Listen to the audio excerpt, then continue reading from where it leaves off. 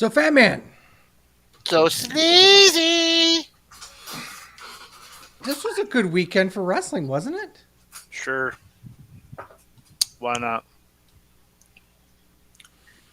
Oh, I guarantee you we're going to have a fight. But let's start with WWE on the wrestling show.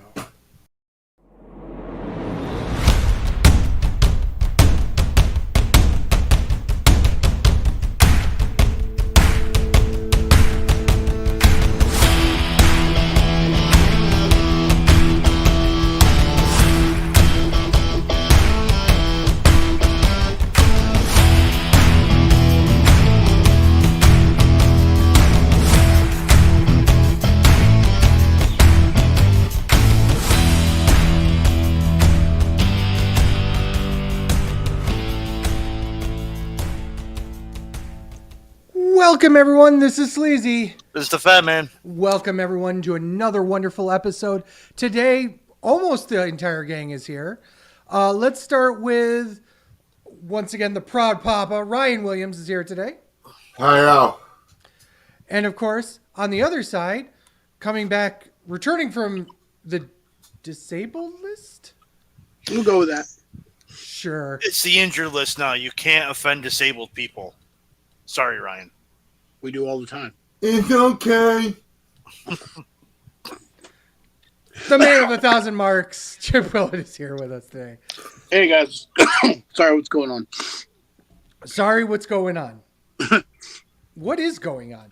A lot of things, right? We've had a huge weekend of shows. We're going to start off programming note for people joining us live. We're actually doing 2 tapings tonight. Right now, we're doing the Payback review. Right after the show, Payback review. The Payback review, like the Ryback, but it's the Payback. And then Feed me more. Feed me too. Well, I mean, it ended up exposing No Chin Wonder there as a pedophile, so I guess it couldn't be all bad. No Chin Wonder. Yes. No. Nobody. No. I got it. It's still funny. Okay. Well, I mean, I still laugh. That's why I went no chin. Like, okay. I'll take that. I'll allow the pity laugh. He says. Hey, pity laugh's better than no laugh at this point. So we're gonna do this show, obviously Payback. We will go off, come back, do AEW's All Out. Okay. So let's get right into it. Fat Man, take us away. Payback happens Saturday, September 3rd from the PPG Paints Arena in Saturday, September 2nd. December 3rd, but okay. September 3rd was Sunday and All Out. Yes, sure? the second. It You was sure? 100% the second. Sure. How dare you? I Same, feel like I have correct facts. I'm same day, same city, same thing, same Also, same it was people, in Pittsburgh? same people were on the same show. No, we Don't were matter. getting a location after. We had to start with the date first. I don't know what alternate Marvel fuckhead universe lives in there, but like, Second, third, they're the same date. It don't matter. They're all running together. I know, 2nd, 3rd, September 11th, all the same day. All the same day. Nothing bad has ever happened on any of those days. Holy shit. We're getting canceled. I mean, Well, like I the first could- comment wasn't. I could go around and say nothing bad ever happened on those days. Oh, wait, September 11th, that's my brother's birthday. It's the beauty of a good joke. You think it's as depraved as possible, and at the last possible second, you just pull it up and you only nosedive into half the orphanage, not all the orphanage. Wow. No, it's been 11 years, guys. You got... It's been 11 I years. wowed 11 at the great no. years. I wowed at the nosedive on that, and then the orphanage part. Okay, we're going off the rails already. Show You only hit opens. that smaller children's hospital, not the big one. Well, you know what? The kids had it coming. Steel cage match. Trish Stratus versus Becky Lynch. Match goes 20 mittens. Kenton gave it 4 1/4. Sleazy, you're the women's wrestling enthusiast. Wow, 4 1/4. Oh God, I'm gonna be this asshole, I guess. What was wrong? I gave it. Here's what was wrong with it. How many times are you going to smack either Trish or Becky into the cage wall? As many times as a cage match requires. 300 times. It was. It should have been a thing on the scorecard. It should have been. Really was. Oh my God. That was my big problem with it. I'm glad they got 20 minutes here. I'm not sure they would have gotten 20 minutes in SummerSlam. But there was a couple of different places where the ref got in the way. Does anybody recognize that ref? He seems like a new guy. I wasn't even paying attention Okay. to the referee. Multiple times he got in the way to the point where he was literally getting pushed out of the way by Becky at one point. This was the final blow off of something that was the feud was way too long. The match was good. I gave it 3.5 stars. I don't know. It felt like it was just over and over. I liked, there's some spots that I liked. Like Victoria Lita's signature spot was cool. The Super Black spot was nice off the cage. But the finish was kind of meh. Especially having Zoe get in there and basically make it easier for Becky to win. So, whatever. 3.5. So I'm going to remember that comment. I'm going to remember that you're an underrated piece of shit for this show and probably an overrated piece of shit for AEW. I agree with John Canton, 4 1/4. Way better match than I actually thought it would be. Like, way better. I thought this would be 3 stars at best. I was like, okay, it's going to be a good match, but it's not going to be anything special. They crushed it. I thought they executed well. They both put efforts in. Right kid died. I even like the Zoe Starks thing because now they have a definitive end of the Zoe Starks Tricks thing. So, cool with that. I liked it. Ryan. Kayfabe is still alive, but it's not in the way it used to be. That match, the only time anybody's ever said that match was supposed to happen at SummerSlam was random dirt sheet writers. Fair. Right? So, I love the fact that you were like, oh, they wouldn't have got it on SummerSlam because it still gives me hope that jaded fucks like E still believe in some sense of kayfabe that think that and it had affections on opinions because this match was fucking great. And for you to sit there, you fat fuck, and be like, that match was meh. 3.5 stars. I'll get this one out of the way early. I hope you step on a leg. No, I said it was good. I didn't say it was meh. You did. You're good and meh is the same fucking description. No, it's not. We've been doing It is very much not. A lot of fucking times. We've had this discussion. What a shit match. It was okay. 4 stars. 4 I've stars. heard that out of your mouth. Yes. So when I say it's good, it's good. Fuck's sakes. Just wasn't great. That was a great. I just thought they did the same thing over and over and over again. I do. The only other, and this is the self-markish thing, is I love the fact that I pointed that shit out in the chat that it was going to a steel cage match, and it went there when there was no semblance of it. Ooh, shit. Breaking news, Sami Zayn and Jey Uso are coming face-to-face live on Raw. But yeah, I love the women's match. I thought it was a great opener. Right kid died. If Zoe Starks is going to be a fucking heel going forward, that was dumb for the way they broke up Trish and Zoe. Hey, you use dumb! It was only for you. Yay! Ryan's coming around. No, Ryan's not coming around because I can say it's dumb and give you the actual. It's dumb because it's dumb. No, it's dumb is always bad to say it without the proper explanation of why you think something wouldn't work. If she's already going to stay a heel, there was no point of her attacking Trish because that got her a face chair. And if she stays heel, what, like... I mean, you're not wrong. Yeah, I just don't understand it. You know what I mean? Oh, he's down. Sorry, football. Chip. Excuse me. I liked it. I liked it a lot. It was definitely a lot better than I thought it was going to be. I got to agree with Canton, 4.25. God, you overrated piece of shit. Three people say the same rating and you don't, so we're all wrong. Yeah. I liked almost every part of it. I liked how they sat there and did that superplex. There were some pretty gnarly situations in there too, and I for one, I like the Zoe payoff. I mean, I know she's a heel, and it didn't do anything to further her situation with Trish, but at least it moved her away from Trish and put her in the spotlight now as a heel. Hey, Chip, your audio's getting a little weird out here.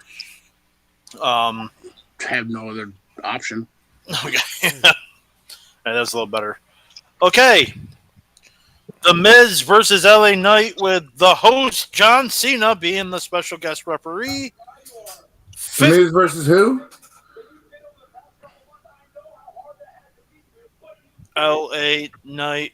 Yeah. His name legally has to be followed with yeah. It's like in the Constitution or some shit. 15 minutes, 45 seconds. Can't gave this 3.25. I'll start with Chip. I liked it. Another good one. Even though it was it was meant to be a cooler. It was still a good match. I give it 3.5. I'm becoming a huge LA Knight fan. Yeah. Yeah, but him and the Miz, they just worked really good together in the ring, and so yeah, I really enjoyed it. Ryan. L.A. Knight. Yeah. Can Okay. do no Ron lately. And Truth. It's funny how like things have progressed and how many people shit online on LA Knight. Oh, they're not doing anything with him. It was gonna. I hope I still have it. I really do, because it was gonna lead into my. I better still have it. I'm very sad if I don't. I had my Reddit quote isn't a Reddit quote, like just a comment. It was a full status that was put up about enjoying wrestling, and I look at one of the I'll read the whole thing later. One of the comments was about, don't complain that your favorite wrestler isn't getting a push when he's on TV every fucking week, because that's a push. Yeah. No matter what, you know what I mean? All those people that bitch about LA Knight, oh, they're not doing anything right with him, they're not getting pushed. That motherfucker's on TV every week, if not both shows. They're pushing him more to the moon than Right? Cameron Grimes. I wish they'd push Cameron Grimes. He's another great little talent. Yep. Okay. But the match was good. It's at the point now that no loss will ever hurt the Miz ever again. If he could lose every single match for the rest of his career, it's not going to matter because he's that good. Yep. LA Knight got a rub from the Miz. LA Knight got a rub from Cena after the fact. Mm-hmm. LA Knight is your number 2 guy to win the Rumble this year behind Cody winning it again. Yeah. I can see it. He's the darling everyone's going to cheer for. That's for damn sure. Mm-hmm. I gave it to Mike Sanders. Oh, fuck. Well, you're going to be an underrated piece of shit on this pay-per-view and an overrated piece of shit on the other pay-per-view. It started out hot. It cooled down in the middle and never got back up, but it did what it needed to do. It got LA Knight over and got the rub from Cena. When he announced he was his referee, I'm like, oh, it's just to give LA Knight the rub.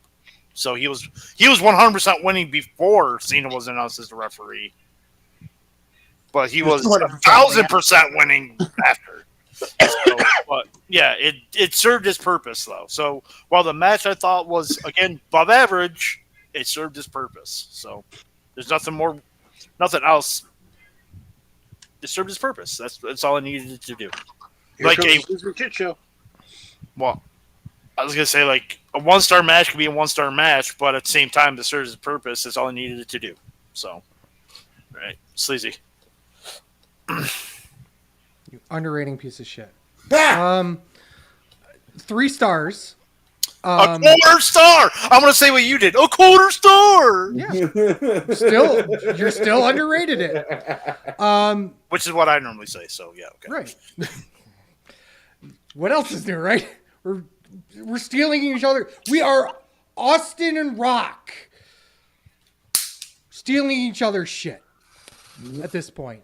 My big problem. Okay, first of all, let me talk about the promo beforehand with Cena and Miz. Absolutely hilarious. I actually really, really loved that. Other notes here. Match was okay. Normal special ref shenanigans. Here's my biggest problem with the match. Fuck yo finish. Really? Kicking out of the skull crushing finale on what's effectively a throwaway match? Are you serious? Come on, guys. And I remember that when we talk about AEW. It's a throwaway match. No, I remember that you said that because about AEW, because that's a point I want to bring up during AEW. Okay. So remember it. Whatever. Yeah. Nice to reference shows that are happening in the future. But no. No, bro. They both happened September 3rd, bro. Right? Yeah. Exactly. They did. In my mind. That's when he watched all of them, I bet. No, I actually watched both live. Oh, did you? Oh, Yes. in that case. It makes it even worse. No. How did you not know? No, I that's my only real complaint. Otherwise, it was a fun little match that's a normal special guest referee match. Same spots that you'd see anyplace else, but whatever. What I 100% agree with that man is in that it served its purpose. What it's supposed to do is get LA Knight the fuck over, but with Cena. So. United States Championship, Rey Mysterio defends against No. Austin. Cinnamon Toast Crunch presents. They ain't sponsoring us. We don't got to say that. Yeah, that's why I didn't say it. Keep going. 9 minutes, 45 seconds. Can't give this 3 stars. Literally my notes. 3 stars. Good match. Right kid died. That's it. I mean, nothing special. It is what it is. Should have never taken that motherfucker's phone away. I gave it the Mike Sanders, but I want to show that on camera if you could see it. I can't. It says match was fine. The roll up was nice finish. Best part was Zelina existing. That's all my notes. Don't steal my gimmick. Zelina's mine. I got bids on her. She's yours. I'm just saying the best part of the match Girl was on Zelina WWE. existing. Swear to God. I got bids on her. Chip, go ahead. Wait, you gave it what? The Mike Sanders? Yeah. Chip. Mike Sanders. Same. It was fine. Kept his title, and maybe put that to rest. I don't know. Ryan. I just said they should have never took that motherfucking cell phone away. Oh, That was the best part of his gimmick, and he fucking ruined it. Match was good. Like most Rey Mysterio matches is good. Shitty for Esquire. Esquire should have been won the U.S. title. I'll be back in 5 minutes. I gotta go play daddy. Ooh. But I really Which want to talk way? about this next match. Did you just say which way? No, I said I really wanted him to talk about this match. No, I Chip. Oh. Chip said which way. Because, yo, dog, I heard you like tag team matches? He does. I do. Pittsburgh Steel City Street Fight, even though Pittsburgh is the Steel City. Okay. For the Tag Team Championship, Kevin Owens and Sami Zayn versus the Judgment Day. 20 minutes and 40 seconds. Canton gave this 4 stars. Ryan, you're the woman's wrestling enthusiast, but you're Look, not. You're not even in the right Right fucking thing, ballpark. dude. I am so tired. Ryan, You you're the got a tag long wrestling show. enthusiast. I know. And he's not even here. Sleazy, you're the woman's wrestling. I meant to go the Ryan, you're the woman tag team wrestling enthusiast. Then goes, Sleazy, you're the woman's wrestling enthusiast. Talk Well, about it did feature Rhea Ripley. Yes. I love how you said it's Kevin Owens and Sami Zayn versus the Judgment Day because literally everybody came out for this match. Yes. And okay, notes. Love the cheap heat by Baylor.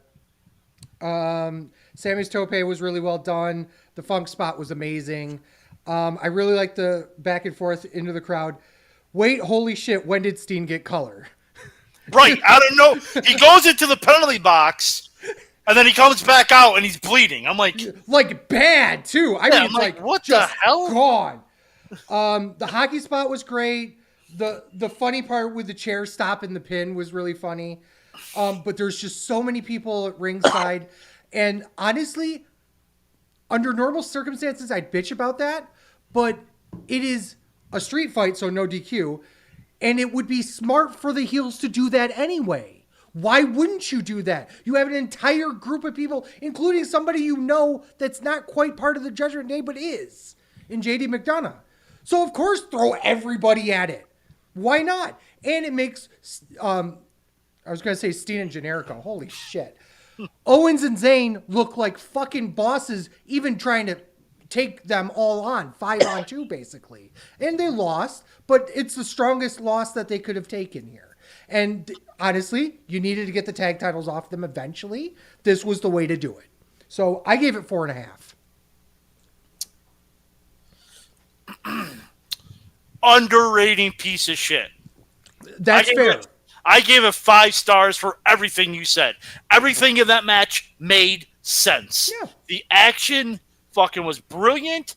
You popped the crowd with a hockey spot, even though I don't think it was needed, but it worked. Everything worked. Of course you did. You're Mark. Everything worked. Everything worked. If Ryan was here, I was going to say, what was it missing? But Owens almost dying off that fucking swanton. He overshot it. Yeah, he overshot the swanton. Although to be fair, there was at least like this amount of padding underneath all of that. If you look at how it ramped out, you could see that it went like this and then boom, and then to the floor it went. So it's obviously heavily padded. But first of all, good on them for making it as safe as it could possibly be for doing that kind of stuff. Yeah, I understand why you gave it 5 stars. Yeah, it was absolutely awesome. It was great. Chip. I agree. I mean, I'm sitting there thinking, watching this match, I'm like, am I seriously going to be considering this as a match of the year candidate? But it had everything. And the story was told well. It did prove them to be super baby faces by almost being able to take on Judgment Day +1. That Steen getting or Kevin getting the Phantom high sticking penalty in the penalty box was interesting. Don't know how it happened, but it was great. Always love to see a terrible towel stomp. Even though my wife said it was a Pittsburgh Penguins towel, I'm like, nope, that was definitely a Pittsburgh Steelers towel. But it was a great match. Match of the night for me. You gave it 5? Yep.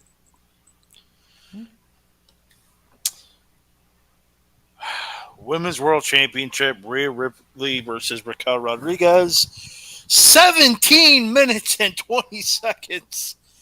Canton gave this 3 1/4. Sleazy, you're the women's wrestling enthusiast. One of my favorite things about the entire match was my wife was watching. Okay. So I'm gonna interrupt you. I know we talked about that last show. Please tell me is when the bell rang was your your favorite thing. I was about to say that. It was not. But it was my second favorite. I will say that. Because my first favorite is I was joking about, Raquel's gimmick. What is Raquel's gimmick? She's Latin, maybe, from Texas, and Liv's friend, And Michelle turns to me and goes, and the vice mayor of Flavortown. But, this was 17 minutes of just goodness gracious. 1.5 stars. 17 minutes of what the fuck? You same rating piece of shit. Yeah, I obviously okay. Here's the problem with the match. Okay, you've got 2 women that are effectively hosses. And Raquel's problem is the same problem they had with Nia Jax, which is the same problem they had with Tamina Snuka, with the same problem they had with even Piper Niven, is that when you have a woman on the roster that's so much bigger than everybody else, that's their gimmick. I'm bigger than everyone else. And the problem with that is that there's no identity. Like I said before, what is Raquel's gimmick? She's big. Well, against Rhea Ripley, not that much bigger, and now she looks like a fucking idiot against her in the ring. Because now Miss Hoss can't Hoss anymore. She's just an average woman against Rhea fucking Ripley, who's been tearing it up for more than a year now. And I believe I'm being generous, and I guarantee you the vast majority of the reason why that match is as good as it was, despite that, was because of Rhea, not because of Raquel. So. Yeah, this match went way too long. Also, Raquel's still green. We got to remember that. And I think they were trying a 6-match show. I think this match went too long because they kind of. We'll get to it in the next match, but they're like, spoiler, Rollins wins, and thank you for watching Payback. Bye. Yeah, they were trying to really get it offline. Yeah, so like I think this match went way too. Well, you also had the Grayson Waller effect. This was an excellent episode of Raw. I was going to save that till after the main event, but you're absolutely right. It was an excellent Raw show. Yeah, it just this went too long. It went too long. It was sloppy. It was boring. It was just like, and it doesn't help that right now the women's division's kind of meh. There's like you got Rhea Ripley's killing it, but then besides you got Asuka, Charlotte, there's really no one built up. So when they're facing people like Raquel Rodriguez, it's like, oh, she's a tag team wrestler who now gets a title shot. Mm-hmm. She ain't winning. Like it's not believable. It's main event Jey Uso. It's not believable. So I'm just like fun thing. Who is the WWE Women's Tag Team Champions right now? Quick. Chelsea Green and Piper Niven. Right. I had to look it up. I didn't know. They've been champions for 45 days, and I knew Chelsea Green had it because Matt Cardona was doing something with it with GCW. It turned into a whole thing. And yet I couldn't remember that they were the tag champs. It was a whole thing on X. Yeah, well. So here's my issue with the match. Well, one of them. Get in line, right? Yeah, well, yeah, that, and they literally did every segment they've had leading up to that show, that match. Everything that was done in off-stage segments throughout the past month and a half, 2 months. Everything. And I'll ask this to you specifically because I think you would have the best insight on this. Okay. Do you think they did that because they knew they were not going to get a live pop when Raquel was out there, when they were doing promos and segments? Well, with her being as green as she is, I think they did it because it's something she can remember. Okay. Repetition equals somewhat of a good performance. It's like studying lines, memorizing moves, memorizing a pattern. That's like a dance. But obviously she can't dance very well. 17 minutes of this. Yeah, I'd give it a 1 star because it was 17 minutes too long. Yeah, it was just really long. It didn't catch my interest at all. Kim even was distracted by it. She was on her phone on Facebook because she was bored. Okay.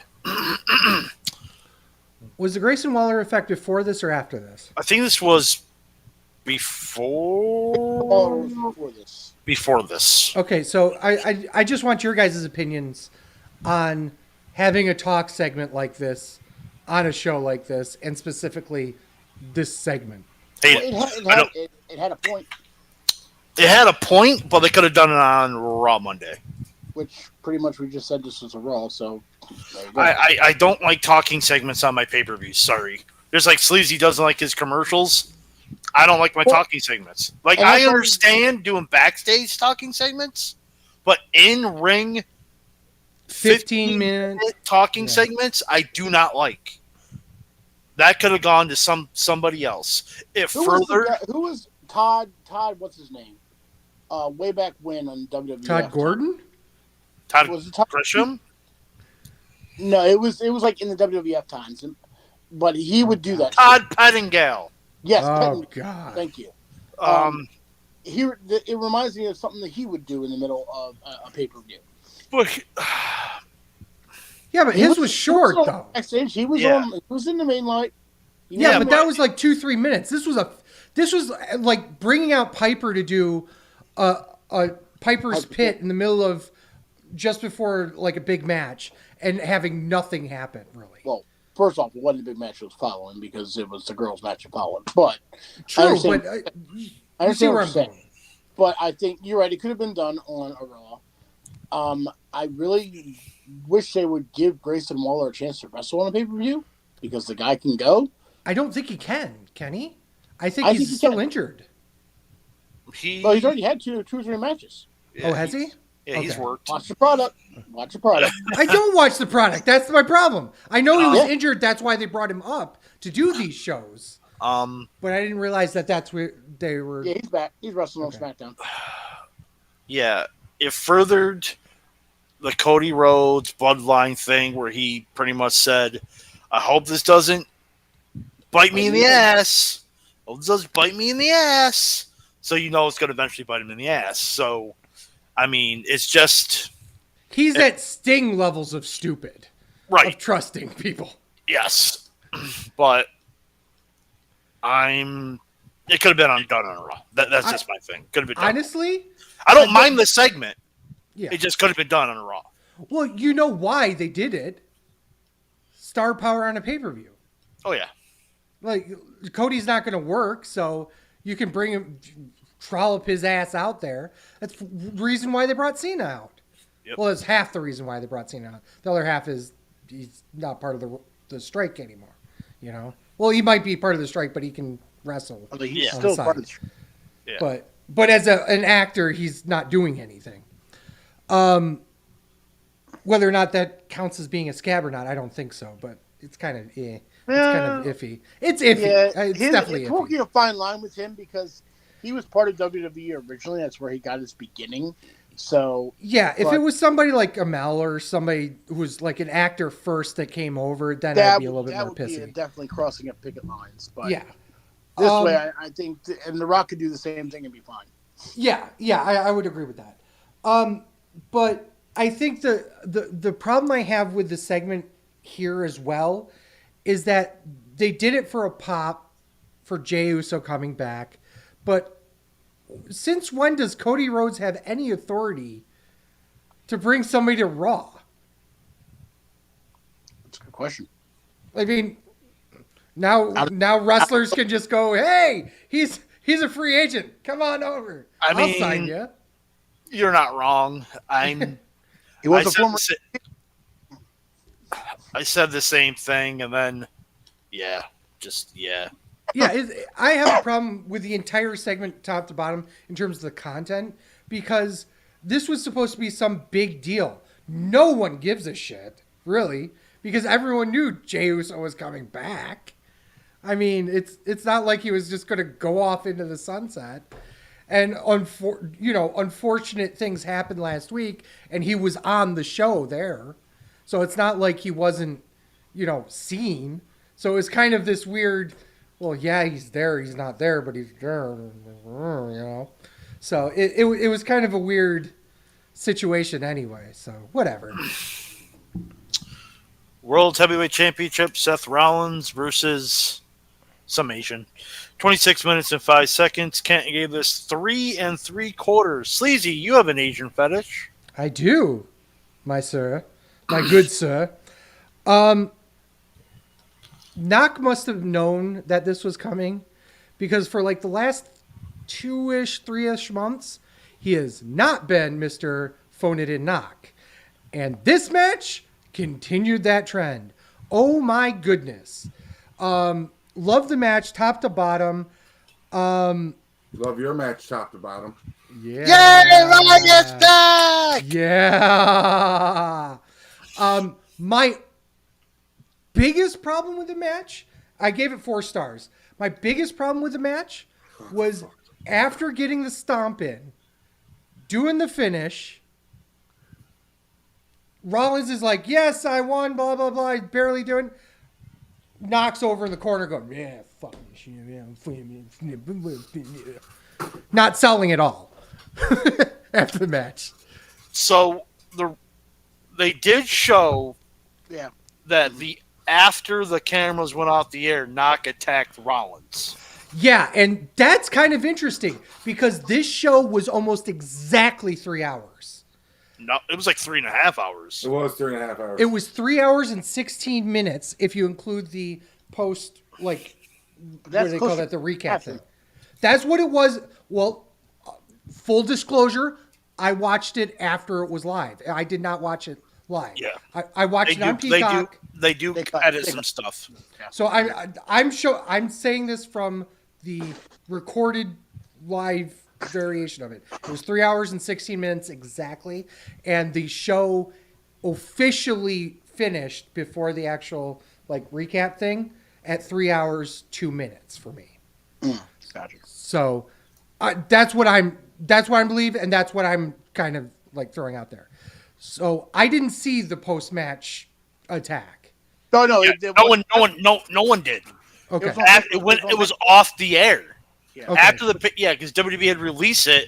That's why I'm thinking the women's match went a little too long and they rushed to get out of it. Rollins won, and thank you for watching Payback. Bye. Okay. Like I think they had to release it somehow to further it. So it's probably going to set up another stipulation match. Great, but here's my problem with it. If he's taking a finish, at least sell it for a little bit. It's not like he did a flash roll-up on him.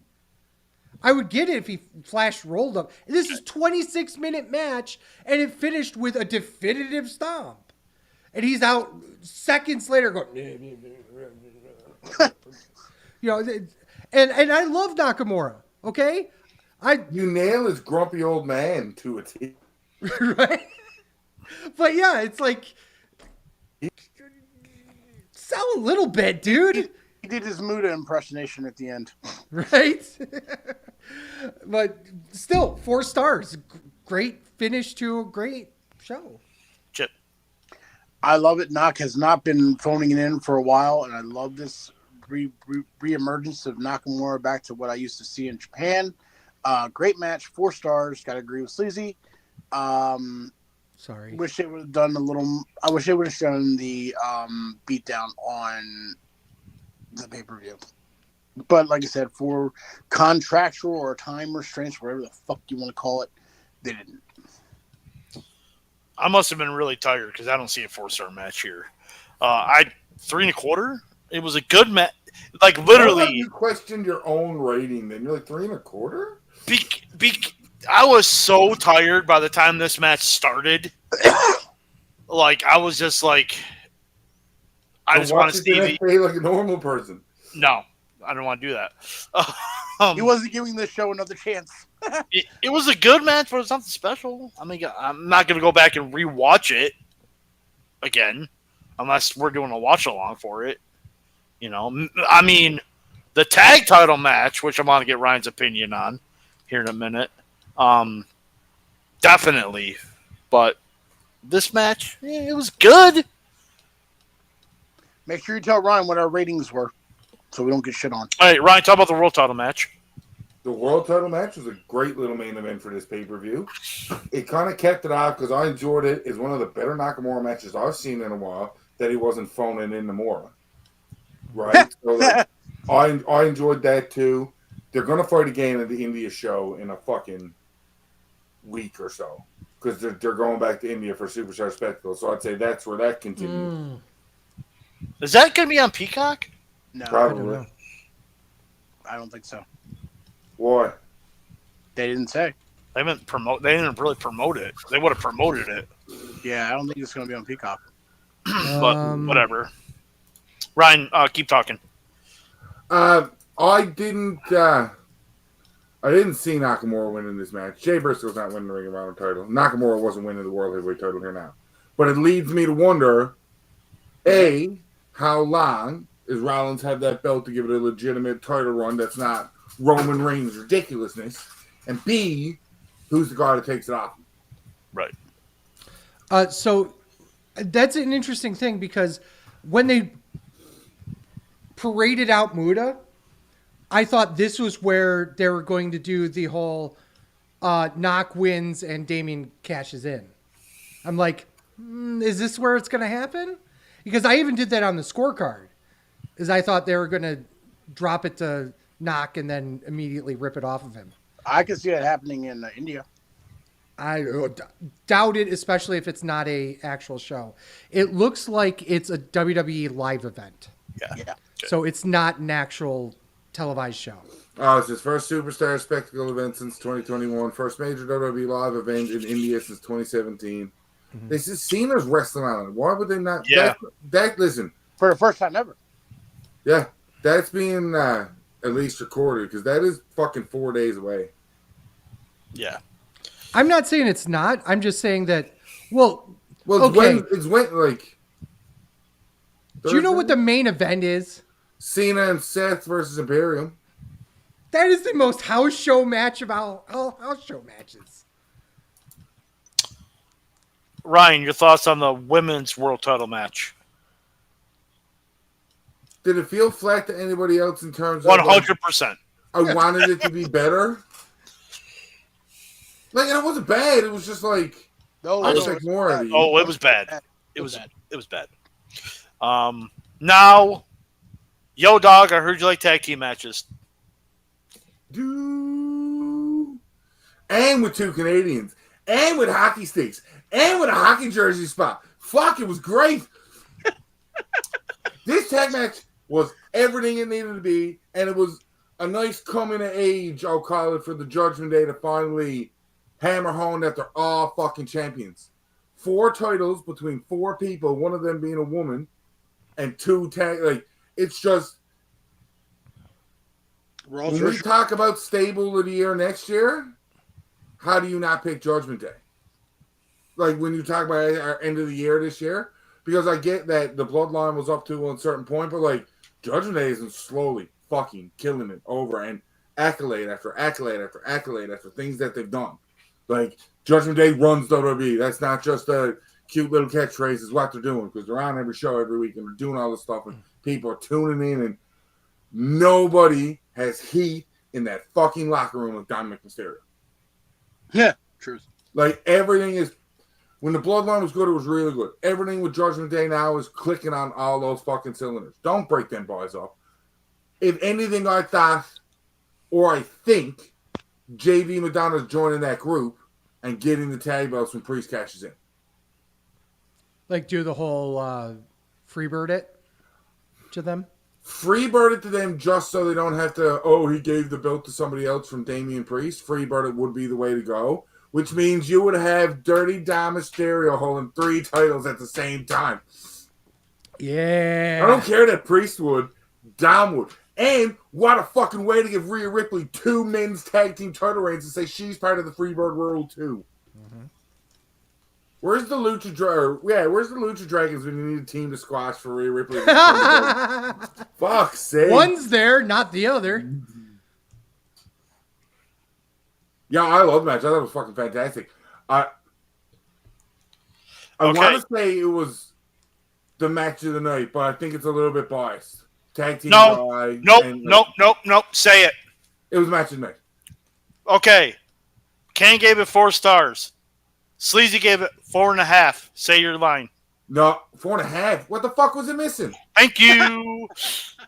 Chip and I gave it 5 stars. Yeah. Yep. What the fuck was it missing, you fat piece of fuck? Choke on your Gatorade, you whore. Wait, I'm fat and I'm also drinking Gatorade. I'm confused at which one you're talking about. On your Gatorades, you whores. See, I pluralized it for you. Feel better? Thank you. I appreciate that. Okay, and what about JD? I didn't care for JD in the match itself. And that's like a minor quibble. I understand, because when somebody like yourself doesn't watch the fucking product weekly, thank you. You wouldn't see the fucking evolution of it. This is exactly where they're going with all this shit. Okay, cool. Even if you read up on the product weekly, you'd fucking know that. Wouldn't care. Wouldn't care. Takes you 5 minutes. Open up 2 No. screens on your phone. No, One for can't porn, do that. one to read. Cannot be bothered. Fuck's sake. Too many Asian hermaphrodite porns. I only have so many hours in the day, and most of them are covered with Asian porn. Yeah. Overall thoughts on the show? Great. Good show. Really good show. Yeah, really good. Really I give good it show. 7 out of 10. Really, really, really good show. No news and rumors because that's for the other show. Right? This Nothing happened this weekend that would have affected WWE. Right? Chip, put yourself over. You can find me and the Fat Man on the Best Darn Sports Show, period 2.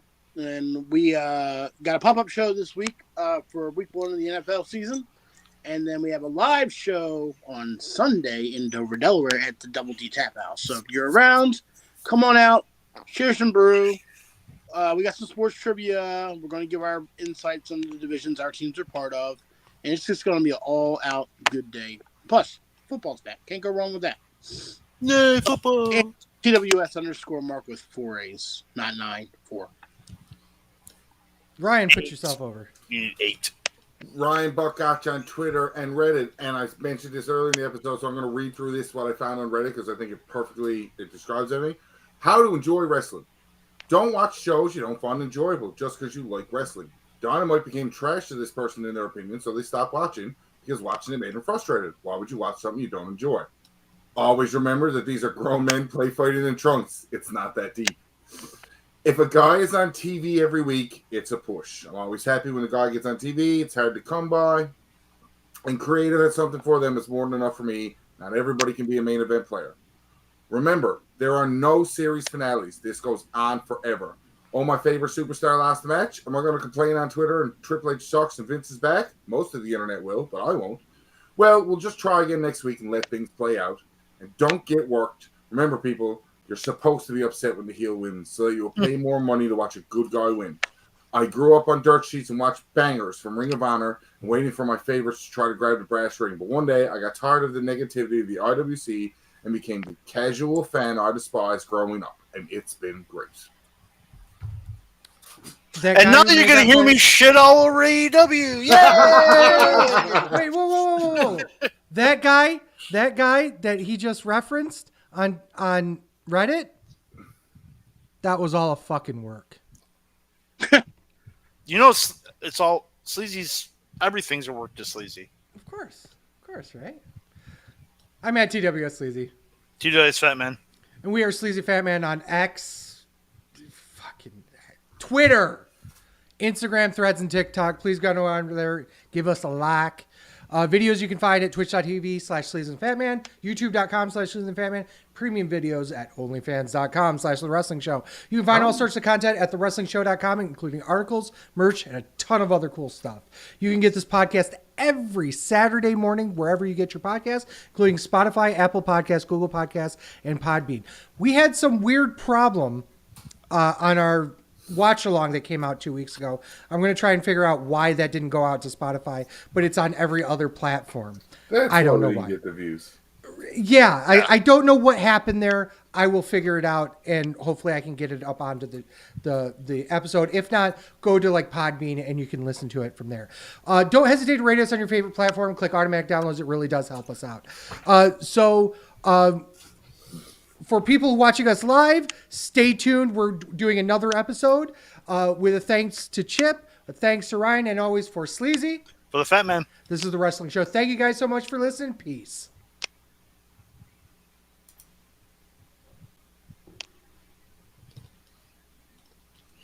Fuck Dave Meltzer. Fuck. Are you serious? Fuck Dave Meltzer.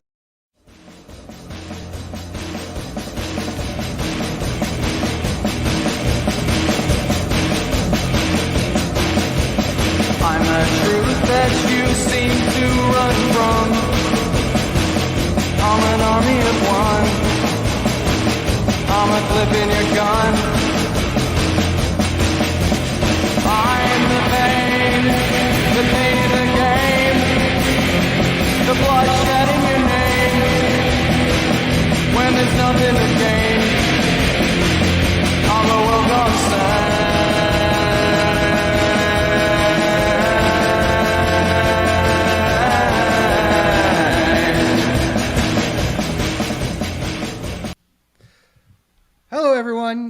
Joe's still here.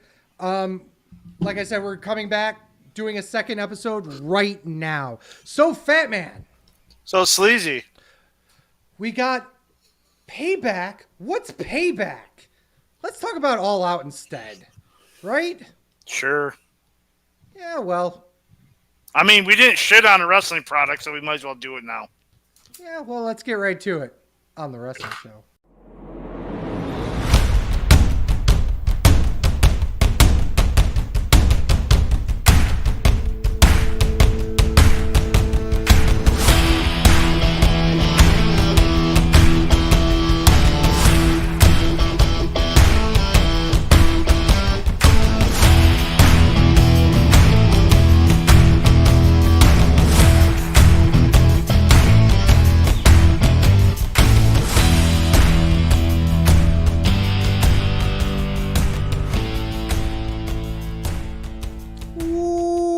Welcome, everyone. This is Sleazy.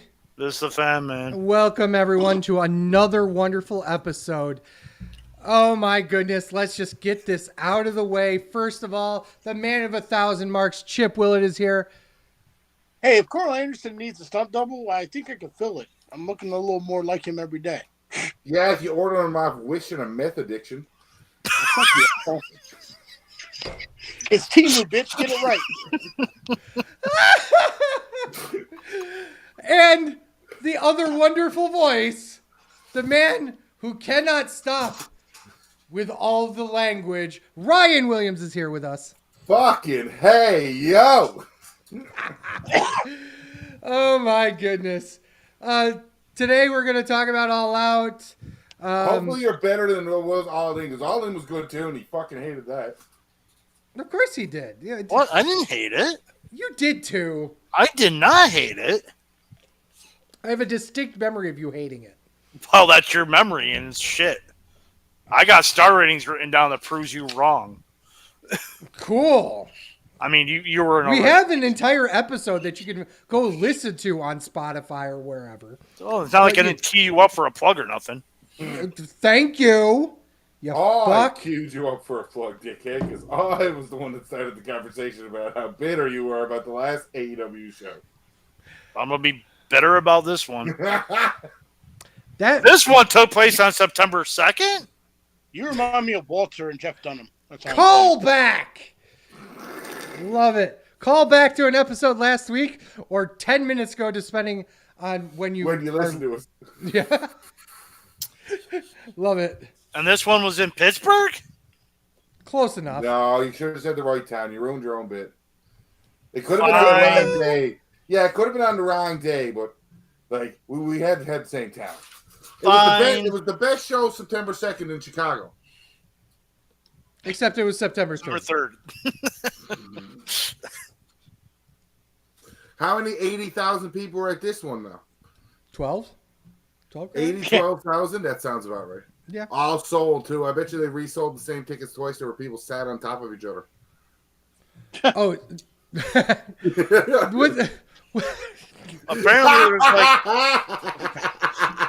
Apparently it was like only 10,000 people in a 20,000 seat, but apparently it was set up for 10,000. Whatever. It is what it is. 10,000 people came to see a show. But listen, Right. 3 years ago, we were watching wrestling shows where nobody was allowed in the fucking venue. Right? Yeah. I've wrestled in front of 2 people and like 500 people, and like it doesn't. I was actually brought in to be a crowd member one time because the show drew so terrible. No, it was not a. There were 3 people. I was one of them. There's some bodunk fucking show in Marion, New York that drew 3 people. I was one of them because there's literally nobody that showed up. I got you beat. I performed a show in front of 1 person before. An acting show. That's called jerking off in the mirror, and that's our OnlyFans website. OnlyFans.com/wrestling show. Okay. Do we want to talk about Punk now or later? After. Do it now. No, I want to talk about it after because I think it That's the tone for the entire weekend of Collision and All Out, because the pay-per-view's vibe is completely different. Well, that is true. I yes, but Like All In after the Punk nonsense. what about can't the go Punk out- nonsense? Yeah, but they made it their mission to go out and like have a better match and try to get away from that thing, because that shit came out right a fucking way. So a week later, he finally gets fired, because fuck it, we're getting into it now. A week Okay, later, might he as well. finally gets fired, and Tony Okay, Khan decides to open Collision. Tony Khan very rarely appears on TV. I'll still give him credit for that. His big announcements still don't. Okay, he's there, but he's only on for the screen for like 2 or 3 minutes. He's gone again. He tries not to be on screen a lot. So for him to show up on screen to open up Collision is a big deal for the situation. Let me. That and the main event of the fucking pay-per-view changed. Yes, I will. I will agree with that. I guess I don't know. So apparently, at All In, Apparently. we talked about All In. We talked Yes. about the whole Crimea Rivers real glass type thing and how they got into an incident. We're not going to go into deep. Apparently, Emo Jungle Cat got upset over real glass and Punk pissed the blah blah blah. Yeah, that but right? then apparently Tony Khan's life was in danger. Apparently Punk got into Tony Khan's face. We do not know the details. We were not there. We may never know what really happened. Apparently monitors were thrown and got into Tony Khan's face, and there's investigation.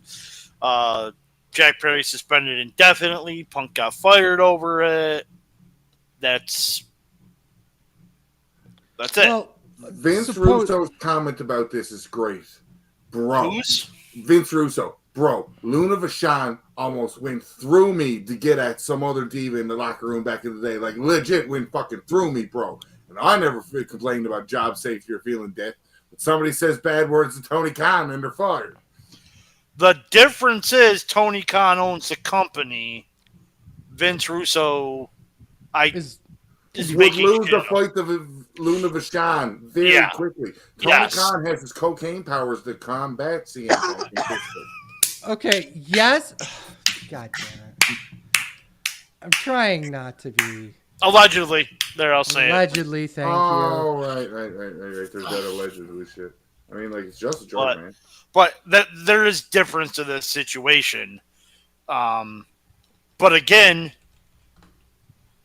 if monitors were thrown and everything, you don't where they were thrown, who they were thrown at. Apparently, Punk pretty much was throwing shit, saying that he quit.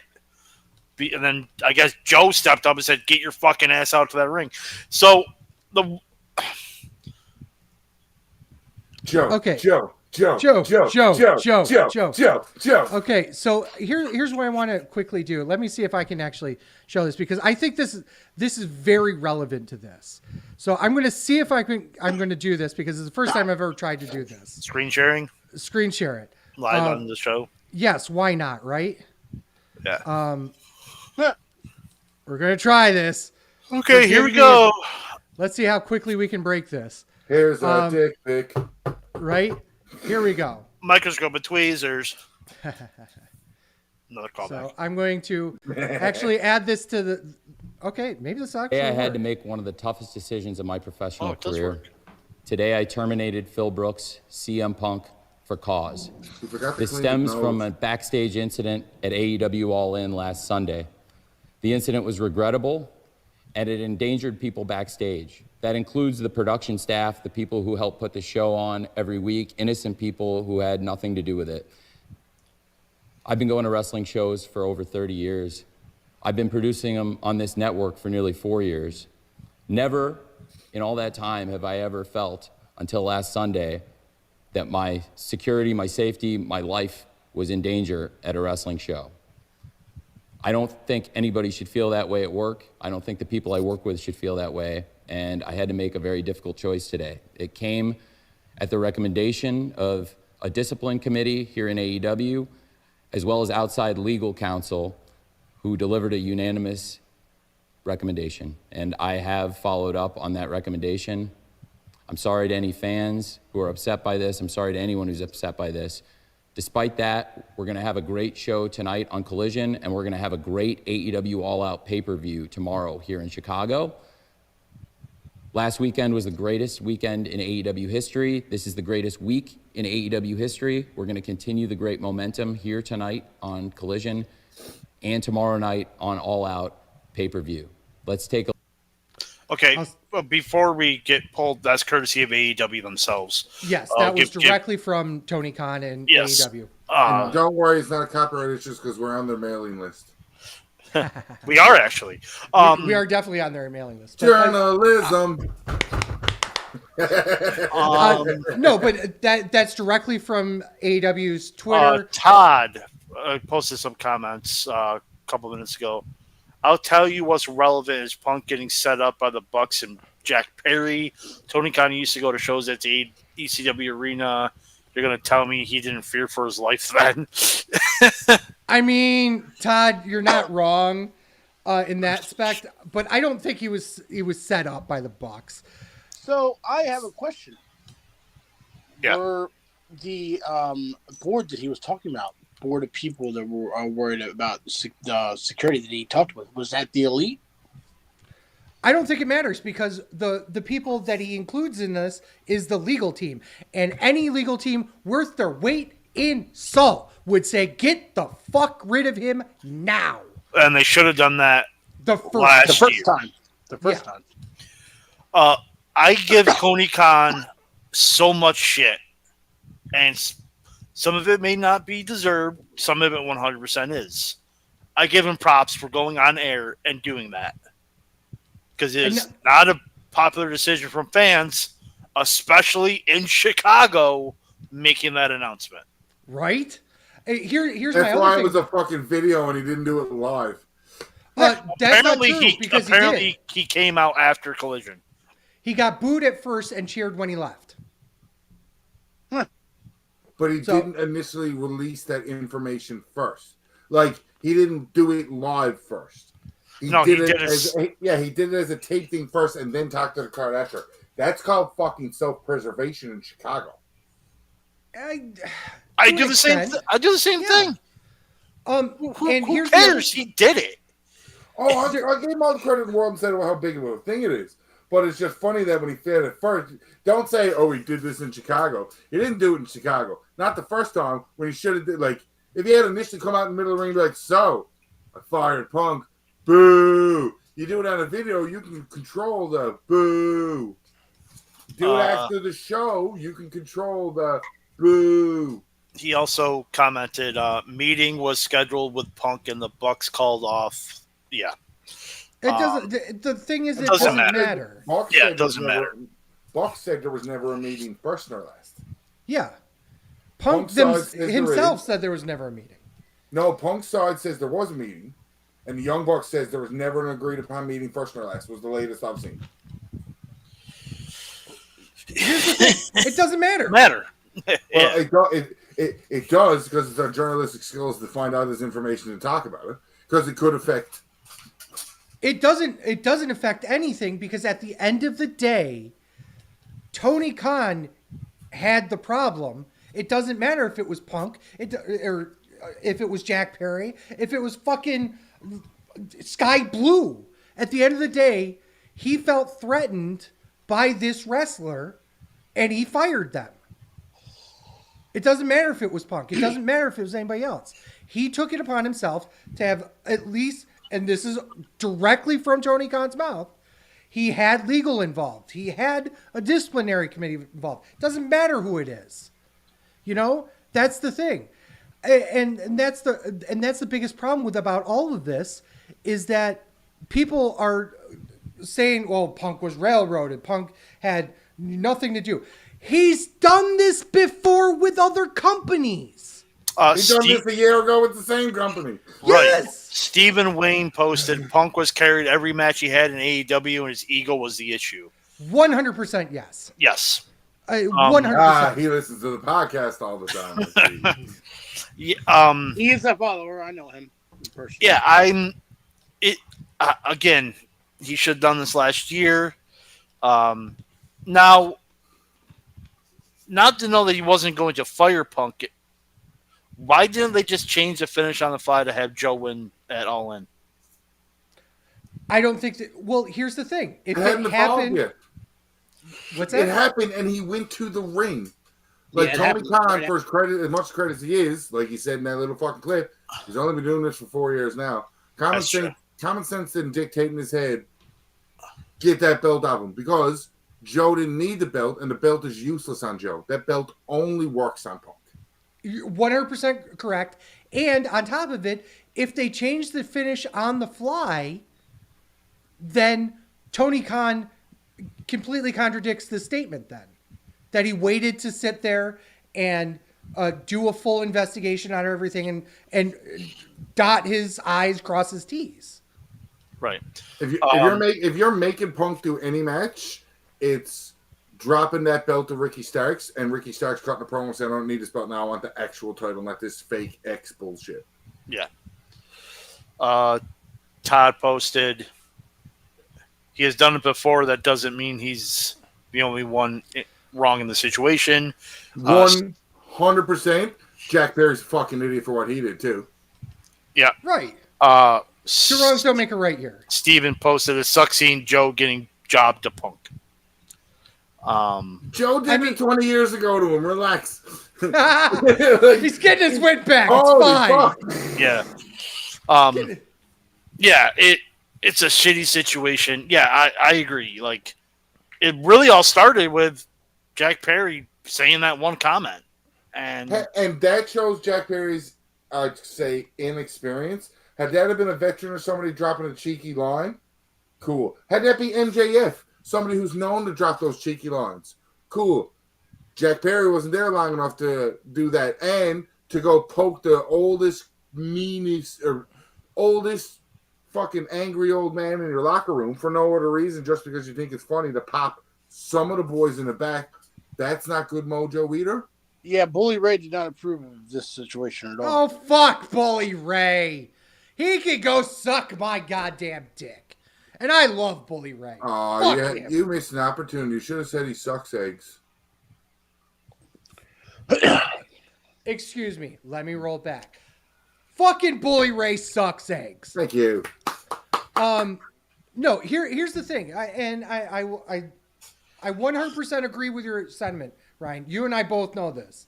You know, what you can get away with out front to try and pop the boys is very dependent on your pecking order. Okay? You don't fuck with the draw. You don't fuck with the guy that's got the promoters here. And Jack Perry basically did both with one shot. That being said, he's been disciplined in theory. Suspended indefinitely. He's been suspended. So he will probably be You wanted back. the rape. What's that? I stopped at the wrong word. Oh, I said that's just as disciplined now as when Sammy Guevara 8 years ago or however long it was said he'd rape Sasha Banks and they sent him away for 2 months for sensitivity training. that's a little bit of a different situation. But if it was a physical fight that Jack Perry was in, they did the same thing that they did to the Elite. Mm-hmm. So just because he's suspended doesn't mean he isn't going to come back. Obviously, they brought Punk back. They brought the Elite back. You know, shit happens. Sometimes things happen in the back room. Fuck Ryan? you. I have not seen Michael Nakazawa since. Okay, fair. You got me there. Two more comments. Steven posted again, Perry is going full heel, liked it. Todd posted, it was probably the Bucks' idea for Perry to get to Punk. Yeah, Perry gets to stay home and bang his hot girlfriend, some punishment. I mean, Punk gets to go home and bang his hot wife. Permanently now. 3.5 weeks. That's how much longer is left when the baby comes and I get to have sex again. All right. Talking about banging hot wives. Sorry, man. Are we, stay here. I mean, we going to talk about the show now? yeah, sure. Yeah. We got this out of our system. Okay. And another thing about WLC. Yo, dog, I heard you like tag team matches. I do. Whoa! Aren't you going to talk about the pre-show? I didn't watch the pre-show. Wait. I did watch the pre-show and how god awful it was. Okay. I like Yo, the dead-eye to Brian Cage on the apron. I want to talk about the over the budget battle royal. That was a good little match, man. That was fun. I don't even want to talk about the match. I want to talk about what they did with it. Having the $50K be a donation that the wrestler chose where to go. Yes, I thought it that wasn't was going to genius. fucking some Chicago place the entire goddamn time. They should have had Mogul Embassy win it, and Nana be like, "I donated to me." Ha ha ha. Well, that's the thing is that you do the first year like that, or like how they did it here, where a face wins it and they donate it. Obviously, Hangman's a former teacher, so obviously they're going to give it to the Education Association for Chicago. But that's a great way of getting huge fucking heat and go, I'm just going to give it to me and blah, blah, blah, blah, blah. Next time the heel wins it. And then Tony's got to go, well, here's 10 grand to some rando charity instead. Sorry. Or something like that where it's like, cool, awesome. But I just like the premise behind it. I thought it was cool. I thought it was nice. And having Nigel can't figure out where he's going to stand to fucking announce where they're sending it to was fucking hilarious later on. That's all I wanted to say about it. Go ahed. Yo, dog, I heard you like tag team matches. ROH World Tag Team Championship. Better than you, baby. Defense against the Dark Order. 14 minutes. I put 41 minutes. I don't know why. It's 14 minutes and 5 seconds. Can't give this 3 1/4. Ryan. Ron Kidd's dog. Absolutely Ron Kidd's dog. Not only because I had him picked in the scorecard because I thought it was cool and nobody else in our scorecard group picked that. So I was like, this is definitely going to happen. Then I realized I'm a fucking idiot. This is definitely not going to happen. But no, Ron Kidd's dog. Dark Order deserves something. And even if I know it involves paying attention to Ring of Honor television as well, like they're resurfacing as that old school Dark Order angry like they were pushing on commentary if you're watching Ring of Honor's product as well. So I thought it was just nice because you're not going to keep the belts on Adam Cole and you're not going to keep your belts on Adam Cole and MJF for long. You're going to want to put it on a heel tag team. The fucking Mogul Embassy is what I think he's trying to say. Yeah. They should have put it here on Dark Order now. If not, Dark Order needs to be the ones to take it from him with the connection of him training Adam Cole.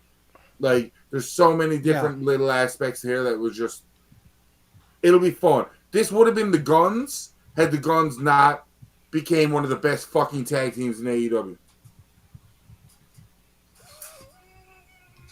Shut up, Cat. I was going to say something about that, and then the cat came in and... It was an okay match for a house show. Because this is the house show of the two AEW shows. Kind of was, but yeah, it was an okay match for a house show. That's a correct statement, man. How it was promoted, how you looked at the card compared to each other, where the fucking crowd was. Like, they were just as loud in Chicago, but this was a glorified house show if you compare the two AEW shows. I mean, it was fine. They furthered MJF's neck injury, which is why I thought Dark Order was going to win. I thought they were going to further the injury. Everything that happened, that I thought happened. Wow, say that 1,000 times fast. Everything that I thought was going to happen happened, except Dark Order winning. Okay. Like, they kind of got nerfed with Adam Cole just be like, okay, I'm just going to destroy you and you together. And then MJF comes out and sells the neck, but then no sells the neck and then sells it again. And then gets into this pushing match with Joe, which is a callback from NXT, if you get the reference. And fucking, like... Turned into a pull apart. Turned into a pull apart where MJF's neck is now fine. And Ron's going to be like, adrenaline. I'm going to be like, fuck you. Because where is adrenaline? So, because it is fuck you. Okay. First of all, same raising piece of shit. Okay match for a house show. And I hate saying that, but you're for a lot of the same reasons. The Panama Sunrise counter into roll up, which is basically the Panama Sunrise, kind of. Yeah, what the hell was that? I believe the match was okay, but the crowd was super into it. So it's like it was like, yeah, cool. That was the loudest I've ever heard anyone yell double clothesline. Okay, goodness gracious. Yeah, and I'm gonna say this now. It better even be though, the kangaroo kick is deadly. Well, yeah, that's funny. Well, that's the thing is that MJF's doing all these babyface style spots as a heel, and it's just this weird. What are you talking about? They go to shake hands and he pokes him in the eye. Well, yeah, but he's getting pops for it. That's the Because he's thing. our scumbag. Right. But that's kind of the point, is that he's doing babyface spots as a heel, doing heel spots. It's weird. And I love it. So Don't get me it's wrong. AEW? Yes. No, because nobody's doing it like MJF is doing it. Without question. There is nobody that even touches MJF in terms of how he's pulling this off. I'm talking about the booking, but No, I'm talking about him. And I'm talking about how he's doing in the ring. Okay? And I'm going to say this right now, and it's probably going to be a very controversial thing I'm about to say. First two matches did not need to be on the show. They're Ring of Honor matches. They should have been on a Ring of Honor pay-per-view. And I know that's a terrible thing to say because that means you lose Joe. That means you lose your Ring of Honor Tag Team Champions. You could have put them on someplace else maybe. But here's the thing, is that those are the types of matches you want to finish shows with on Ring of Honor to get people to watch, I don't know, Ring of Honor. Why is this on this fucking show? To watch Ring of Honor, to help promote Ring of Honor. that was weird. There was a crowd in the background. Wow. More crowd than AEW. Of course, it's a football arena. I'm going to say, when C said the crowd was super loud, this isn't the only match where the match was just and the crowd was very loud for it. Mm-hmm. Oh, yeah, that's going to be a theme. Like they were trying to get themselves over. I wouldn't go that far. Oh, I will. You mean crowd in Chicago? They know that they do that all the time. It's the AEW crowd, too. Like, you had the perfect storm of fucking...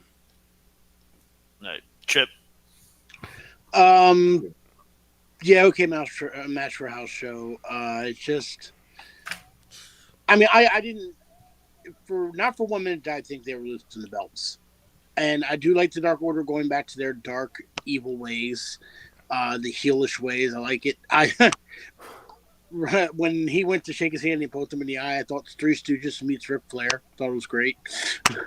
But okay, match for a house show. To me, the Right Kids died. I just didn't see it going to the to Dark Order. Where's our tag team match enthusiast? I'm right here. Can you not hear me? I can now. ROH Women's Television Champion. Ha! Sleazy, you dumb fuck. I was the first person to talk I about know. the tag team match. Okay. I know. It's just you were so quiet. It's like, did he leave? No one even just noticed what I just did. I did What? ROH Women's Women's champion. Yeah, I heard it. Women's Championship. Wow. ROH Television Championship.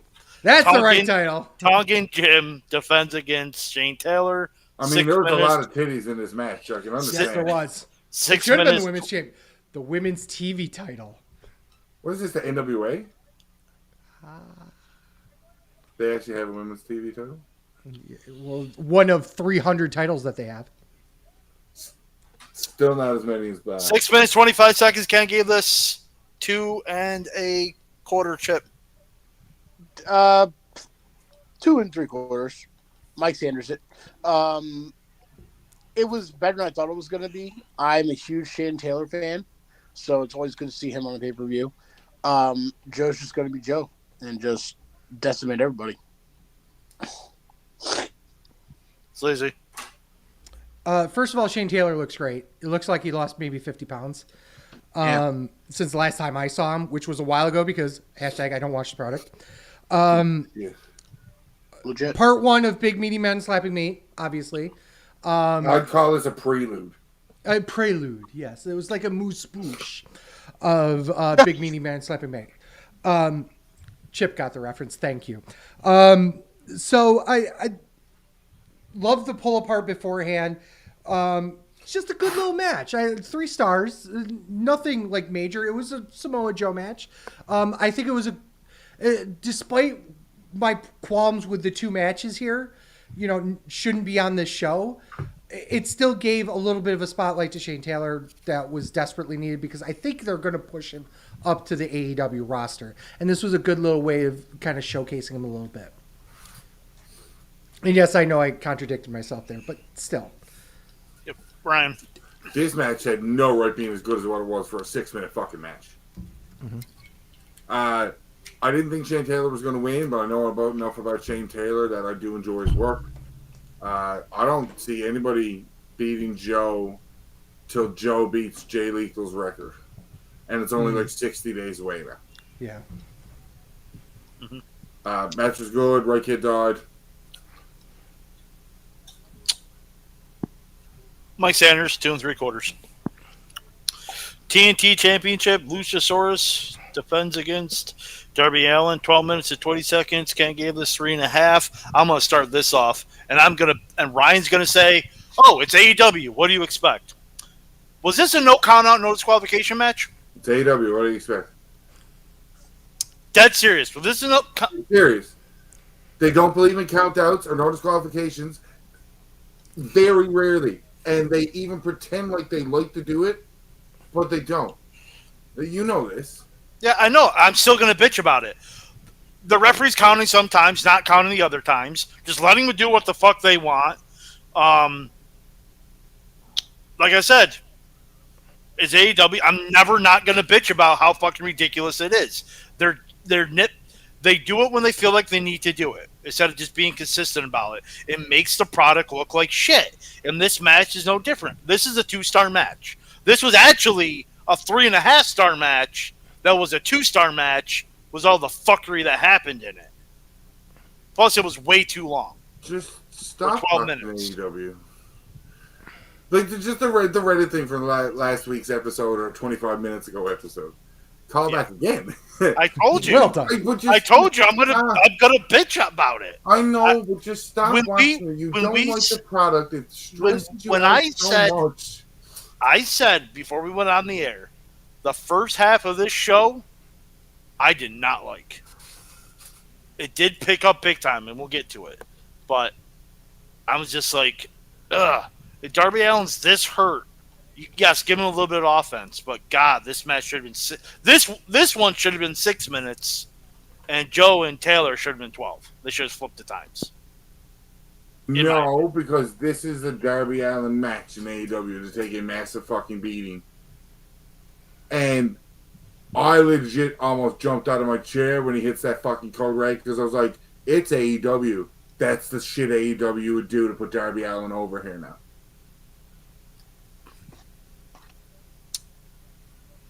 Sleazy.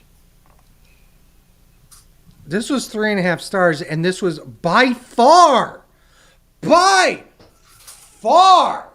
Luchasaurus's best match he's ever done as a singles competitor. Oh, he looked like a fucking monster, didn't he? 100%. Walking up the stairs? Oh my goodness. The things that they had him do for this match was absolutely perfect for his character, and I guarantee you that was because of Christian. Because before all of this, Luchasaurus didn't really have an idea of where he should be. And this was just absolutely pitch perfect for what he should be. I have a problem, and I'm going to say this now, but it's going to come up over and over and over again. Color on Darby. Where did it come from again? Razor blade? Well, yeah, but what was the kayfabe reason? He got his head nailed into the steps. Right. Okay, so we've got color in this match. Put a pin in that later. Luchasaurus in the corner trying to, I guess it was a German on Darby, but couldn't pull him off from the rope, so it looked like he was butt fucking him. Brazzers moment. And then the suplex that followed right after. Right. He German suplexed him onto the front of his face. That's physically impossible. And yet he did it. My biggest complaint is Luchasaurus needs to watch some Luger tapes before he's going to do a torture rack again. But I love this bit of the story at the end, except for one big thing. Did not like the locker room coming out to save Darby. I just didn't like it. It should have been. It should be Sting. Should be Sting. It didn't have to be like half the locker room have to be like best friends came out and other people that had no interaction with Darby at all to come out and save him. It was kind of weird. But other than that, I thought it was a good little match. 3.5 stars. Ryan. Didn't already talk about this. I'll talk about it again. I also enjoyed the match. Luchasaurus looked like a fucking monster. And Christian's TNT title reign is going to go down in history as one of the best TNT title reigns that has ever happened. They are the TNT champion. If that can be a pronoun, I can put the two of them in the fucking one title reign together. Well, the way Luchasaurus is going to be, they slashed them a lot. Chip. Dino / War. 3.25. Thought it was a really, really good match. Definitely Luchasaurus' best match yet. Yeah, I didn't feel like Darby Allin. It was one of his better matches, but it did showcase how big and how much of a monster Luchasaurus has become, especially under Christian's run and reign. To talk about a callback, a couple episodes ago, if you go back and listen to All In's our review of that, me speaking about how Darby Allin's time is going to be short fucking lived for the style he wrestles and the beatings he takes. And I think every bad bump he's ever taken in his career, he duplicated them all fucking Sunday night. Whatever Luchasaurus could have did to him to make him fucked up, he did, and then was like, how do we top it? I know it looked kind of shitty because it wasn't Lex Luger's torture rack that we are pristine and used to, but it looked grosser as he was bending them around his dino neck.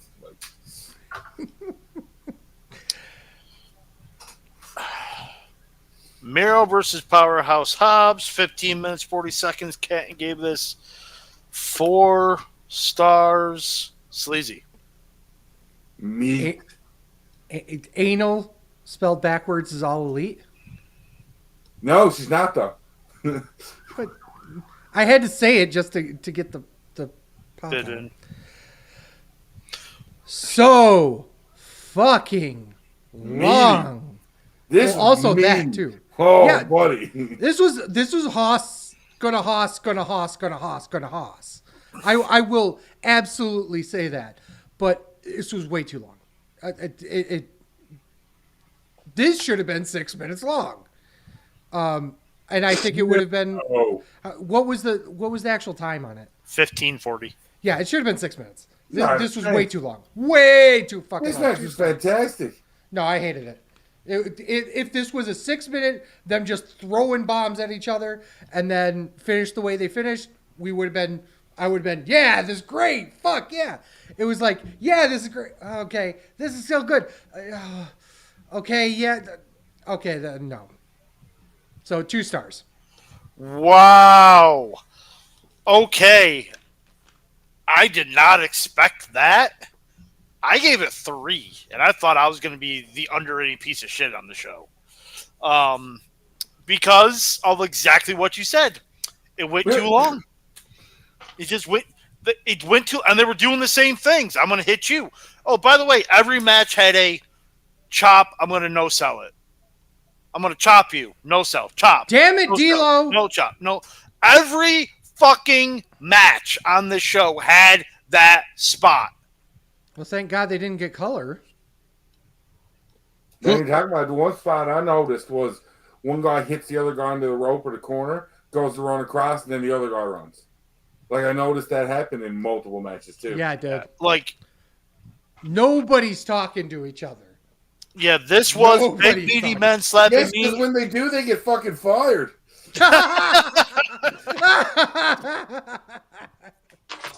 Okay, that was great. good. That was good. But no, like there was like from this match forward, even the women's match had a I'm gonna no sell your chop spot. It's like really every fucking match has to have that spot. Yeah. It just got boring quick. That's on. And- You know what? That's on the Producers. fucking producers. Yeah. But no, yeah, 3 stars, way better than I expected. I think it went too long. Anal Spell Backwards coming out was interesting, but at least it gives Meryl something to do. That's the positive I'm trying to be more positive, even though it doesn't seem like it. At least it's giving Meryl a story and something to do. Other than play games? Yes. Ryan. I think you're all crazy. I think this was a great match and proof that AEW has a Haas division. Make the fucking Haas for all I get. Treat your big wrestlers like you're supposed to fucking treat. The 305 Live title. Holy something. Oh. This was the match I was referring to where the crowd was getting themselves over with a Meet Forever match. Yeah, I will Meet Forever. Yep. This was the match where I'm like, they were doing it just to get themselves over. And they were doing it in the first match, but they absolutely were doing it here. Yes, this was the match I was referring to when they did that. I think it was because they were bored. Yeah, had it not gone 15 minutes, it would have been a higher rating for me, but I'm giving it 3 stars. Just, I got bored with it real fast. And as much as I love Big Man Stop Me, don't get me wrong, I'm in JPW mark here. I love that shit, but it's just after a while, when you see the same thing over and over and over again, and the no selling, and then the selling, and then making no sense at all, you're going to lose me. You're going to lose my attention span real fast. And they did.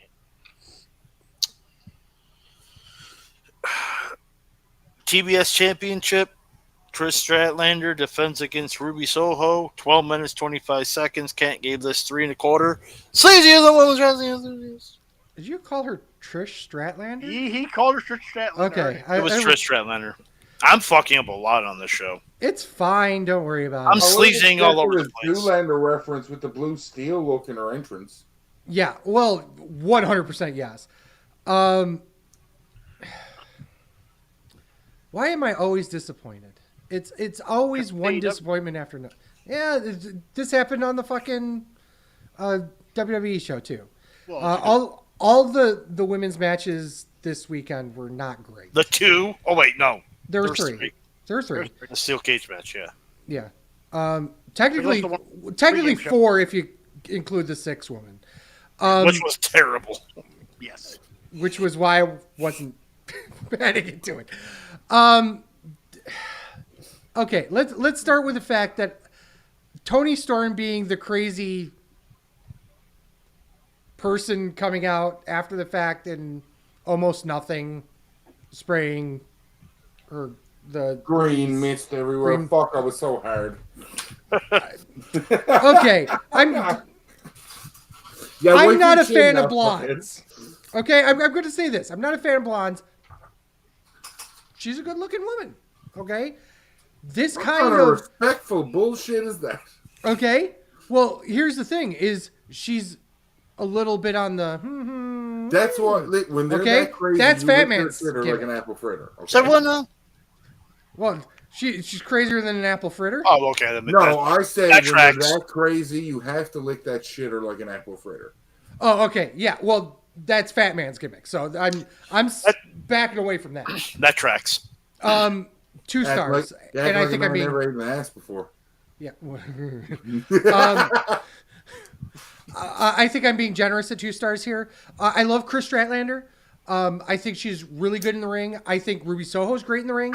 So I don't really know what really happened here. I think there was just too much gaga going on to really get anywhere.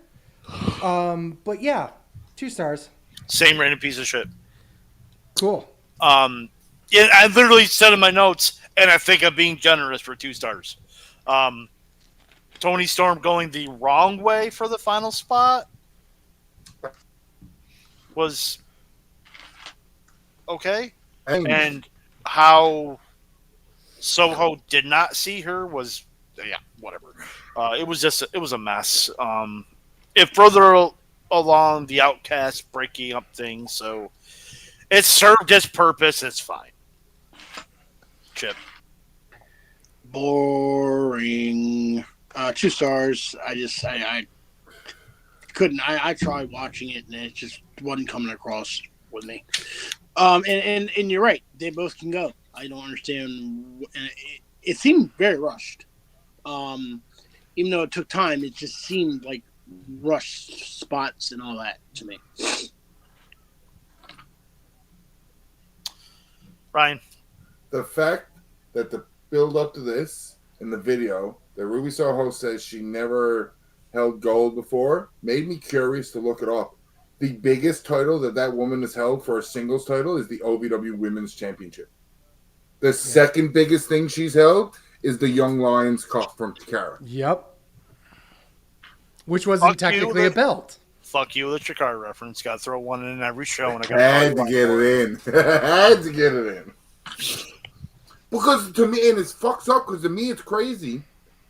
Because of Chikara, fuck you, vividly remember the world title match for Chikara's world title being Princess Kimberly versus Hardy Lovelace. A woman versus a woman for a man's world championship. It was unheard of at the time. Yep. So it's crazy to think of the evolution that Ruby Soho has not held the NXT women's title, has not held the Raw or the SmackDown or the Women's World or you know what I mean? Like she wasn't a fucking tag champion WWE. Like that's crazy. And she's not going to do it in AEW either unless they have women's tag belts or women's trios belts. I think she's being Saraya. I don't think so. I think that's where they're going to lead that to. You know where I think that she's going to win first before then? Is that she's going to ring the Ring of Honor women's title. Huh. Yeah. I believe here's what a missed opportunity. Right? They could have had all 3 of those outcasts with 3 singles women's championships. Right. Yeah. And technically the strong women's championship could in theory fall on the show too. So there are multiple different ways of doing that. It's sad. It's really sad. Strap match. Daniel Bryanson versus Ricky Starks for 16 minutes and 40 seconds. Ken gave this 4 1/4. This was violence. Fuck. 4 1/4. Fuck that underrated piece of shit. This was a fuck.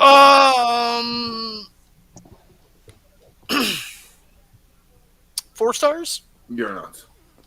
He's also nuts. You're fucking nuts.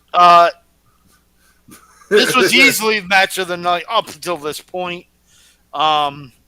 This was violence fun. I enjoyed it.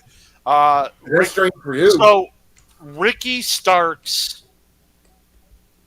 in my notes, Ricky Starks carried that match. Danielson only came back because Punk got fired. 100%. Danielson says after Ricky Starks carried that match. Which was weird. I didn't even see that quote until this morning. So when I wrote that and I saw that, I was like, oh, yeah, because Danielson, his arm was still bandaged up, and yeah, he must have been on Novocaine or whatever for that arm, cortisone, whatever it is. The fact that he says he never threw a strike with his right arm the entire match and nobody noticed. Yeah, I noticed. I was surprised he was even using that arm to get up. So, yeah, hats off to Ricky Starks. This is his coming out moment. 100%. Honestly, give it 4 stars. Doesn't mean anything. Coming out moment, still a great match. Wrong kid died. Oh, another reason I gave it 4 stars is Daniels. Well, no, Danielson's a heel, but he's a face, and then he comes out with the heels later. I don't. AEW. No, Blackpool Combat Club have dissociated themselves as tweeners But in the generalization. No, but in this instance, no. In this instance, it kind of makes sense. Ricky the Dragon Steamboat, American Dragon, Ricky Steamboat, number one all-time babyface. He's never been heel, so I get it. Don't like it, but I get it. Chip's falling asleep over there. Chip, go ahead then. 4 stars. It was a good, but yeah, definitely Ricky Starks' coming out match. Best I've seen him look, I think, ever. But you could definitely tell that he was carrying the match, and sucks they had to rush Danielson back faster than he was ready, but understood because of the whole CM Punk situation. Sleazy. You guys are fucking delusional. It's a fucking 5-star match. I was going to say, you better be talking to them. The only reason he's giving us a 5-star match is because Final Countdown. The only reason. And by the way, this wasn't even the best match on the show. That means there's at least 2 5-star matches then, because this is a 5-star match. It's not a 5-star match. This is 100% a 5-star match. You gave this a 5-star match, but not the tag title match on Payback a 5-star match? Yeah. Because this was better. No, it wasn't. It was different. Go it wasn't suck better. your goddamn dick, okay? Wow. Only fans. Here's the thing. No. What? You know how much I fucking hate strap matches. They're fucking limiting as fuck. They always make it awkward one way or another. And you have Bryan fucking Danielson with a fucked up arm doing this fucking match like this.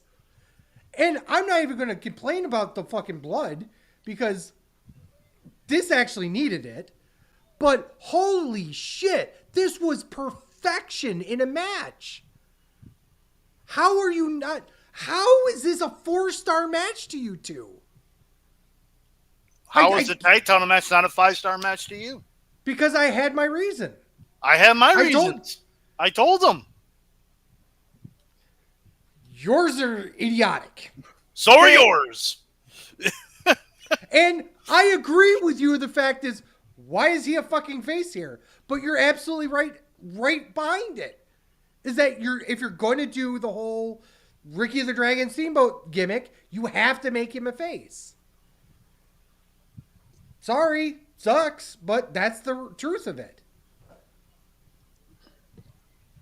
It's perfection. I don't know what you're talking about. All right, guys, I'm out. I'm fading. All right. Peace, man. Ryan, you already said it was a 5-star match, blah, blah, blah. Because it was a fucking 5-star match. It wasn't, but okay. Yo, Dogger, who'd you like tag team matches? I do. Claudio Castagnoli and Wheeler Yuta versus some Asian and fucking the King of the 2-star match, Eddie Kingston. 15 minutes and 55 seconds. Ken gave us 3 1/4. Ryan, you're the tag team wrestling. I'm popping because you're like, what you rate it? Of course I rated it 2 stars. And I think I'm being generous. All this was chops. That's all this match was 15, almost 60 minutes of fucking chops. That's it. And then no selling chops. And then chopping. And then no selling more chops. And fucking at least the right kids died. Fucking there. They didn't even, right kids didn't even die. Yeah, they did. Right kids died. Kingston needs his win over Claudio. He I will think they're get going to it. do that as singles again. Yeah, he'll get it. I think they're going to put the title on Kingston. If Mark Briscoe didn't get hurt, yeah. Yeah. I really think they are going to put the world title on Kingston. So that's why I think the right kids died. Claudio gets to win. Was it Final Battles or next one? ROH pay-per-view? He'll win a Final Battle. No, wait. So. No. Isn't it? They just did Death Before Dishonor, right? Glory by Honor? Glory by Honor? There's at least one more before Final Battle, I think. I don't remember, honestly. Uno momento, por favor. I can find out. Yeah. While he's trying to figure it out, I liked the match, but it wasn't great. I gave it an okay match for a house show. I thought it was, it wasn't, like I said, I don't know. It did its job because at the end of the day, we had Kingston lose, but Kingston losing to an uppercut, which I thought was very interesting. After all that happened in the match. But yeah, it was a very strong style match. It was very much a Shibata style match. It was very much a Kingston style, I'm just going to keep chopping the shit out of everybody and having them chop me. And poor Wheeler Yuta just sitting there without a belt going, I don't want to take the pin this time, please. Don't make me do the pin, please. And this time he got to win. And he got to win. Yeah. Got to be on the winning team. He didn't get to win, but There is no other pay-per-views currently announced. Okay, then probably Final Battle it's then. probably found out, yeah. Um, Because what are we at? I keep forgetting we're in September. Supercard, Death Rules Honor, and Final Battle are the three main that kind of pops up. Yeah, Glory by Honor is like their secondary show. They haven't had a Glory by Honor. Probably since Quite a few years. 2020? Probably since before Tony Khan purchased it, for sure. Go back further. Ryan, really? Ryan, what'd you think of the match? Ryan, what'd you think I of was, the I match? was reading, but hold on. I'm sorry. Jesus You don't know Christ. you don't know how to read. I don't know how to read. What match we talking about again? Refresh my memory. The tag match. The Shibata. one you're a enthusiast of. Shibata Kingston versus. I like strong style matches in this way. I like Eddie Kingston. I like Claudio. Wheeler Yuta is like that annoying little fucking brother of the BCC, and it's. I feel like they keep trying to get Wheeler Yuta over, and if Wheeler Yuta went anywhere else, he'd be shit. But because it's AEW in the crowd, and they want to be like, "Oh, this is our home guy," and blah blah blah, like they pushed it over. It's funny to see Shibata still being tangled around because I figured that pure total reign wouldn't have gone on as long as it was, and I still think the Rock Kid side, Eddie Kingston should have pinned Claudio here to justify another title match. Okay. So, Ryan, you're watching Raw, right? Correct. So, apparently Piper Niven is injured? Yeah. Holy shit! Are you fucking kidding me? Told you. Curse of the tag belts.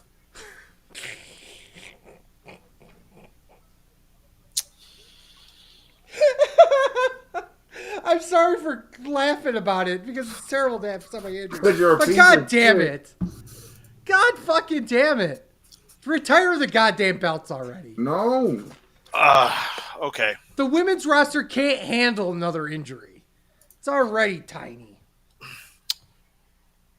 Kenny Omega versus Takeshita. 22 minutes and 30 seconds. Kent gave this 4.5. This was match of the night. This was surprisingly match of the night. No. Yes. Takeshita tried to kill Kenny Omega at least twice.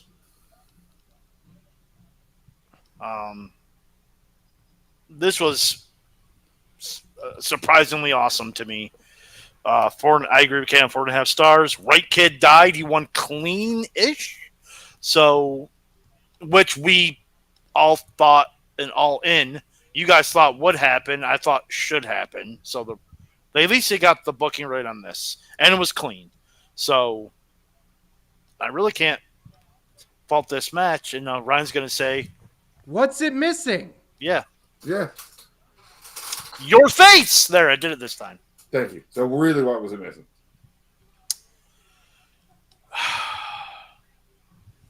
How much he dislikes Kenny Omega. That's what it was missing. Honestly, no. I give Kenny Omega props for this match.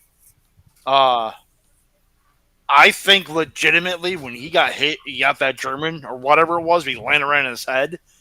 He was unstable for a good 5 minutes. I was like, why aren't you not stopping the match? Like, he was getting up and he was, I don't know if he was selling that. Wait, it can't be Ken Omega. He was not selling that good. That was 100% legit then. My comment stands. So maybe that's why. I think they should have probably checked on him to make sure he wasn't dead or concussed. Again, it's AEW, so that's the reason. Matt Hardy damn near died, and they didn't check on him. So why? So so that's the reasoning. So you're taking a full half star off of what otherwise would be a perfect match because he landed on his head and no one checked on him. I'm just trying to get the story straight here. He could have hurt himself further and take a shitter further. Okay. Or more.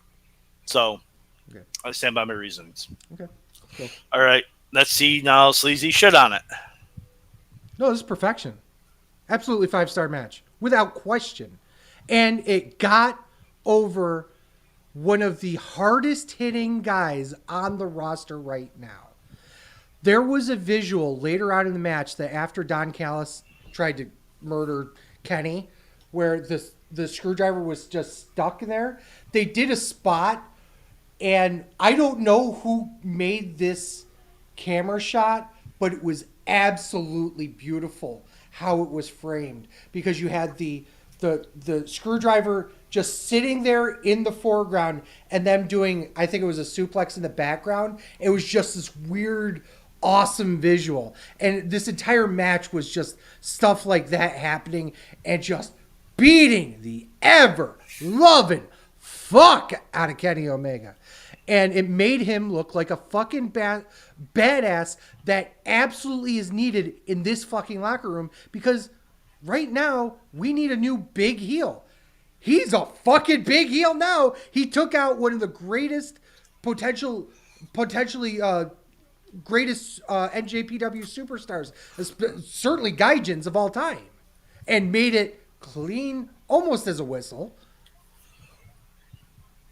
I bitched about it was more of the nitpick with All In about how the production could have been better. This show, they cleaned some of that up.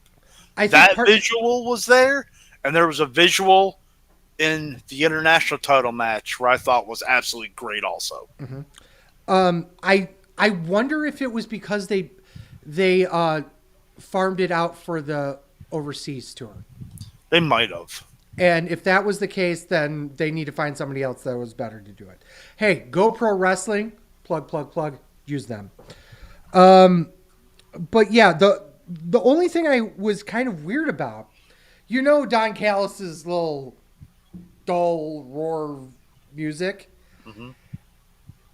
They played it after he won, and they played it so loud that you couldn't hear the audience react. And I think they did that on purpose to try and sell the fact that this was an amazing accomplishment, almost like a Brock Lesnar beating Undertaker for the streak type thing.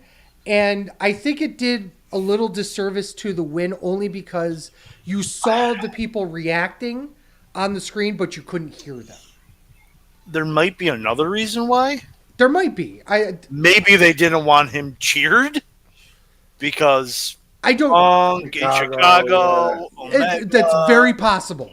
Absolutely. I did notice that too. I'd love for you to get on a podcast with AEW, Max, and bring that up. You're like, weren't you fuckheads bitching at WWE for loud music and piping in shit?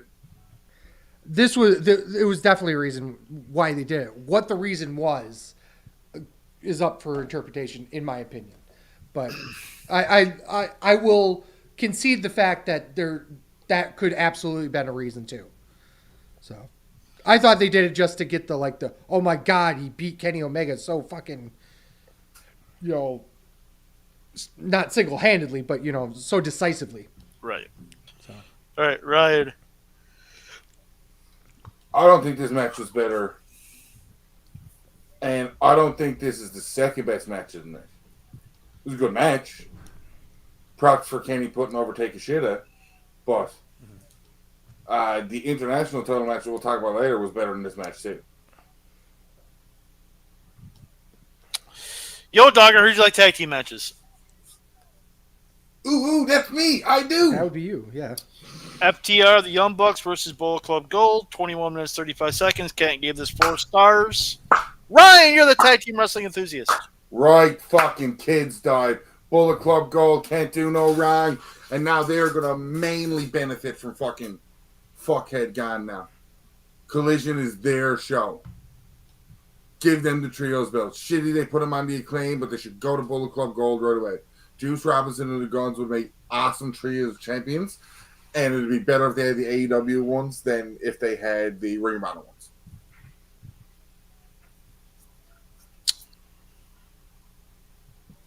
First part of this match was kind of boring, but it really picked up.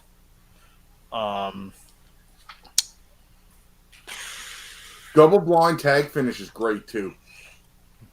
And this is where I put the notes. You can only have so many matches where people chop the shit out of each other and no sell it to where it just becomes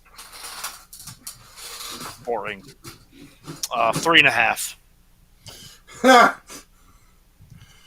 They did so much boring shit. 3.5. Well, I mean, the spot was boring because it's just like, oh, this spot again? I love the finish. The finish was great. I'm just looking at my notes here. Oh, yes, Fat Man, dickhead. I see that note, too. Yeah, that was basically what I have here. It's funny. I mean, you can't all be right. I'll just be the one who's always right. It just makes sense. No, you didn't think that match was a 5-star match. You're not always right. It wasn't a 5-star match, but okay.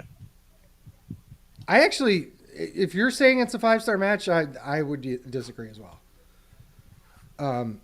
You're right in the fact that right kids died. 100% right kids died. First question I need to ask: why didn't Cash turn on Dax and the Young Bucks and join up with the Bullet Club? You know, comes up, baby. Thank you. I'm here all week, guys. Golf clap. Golf clap.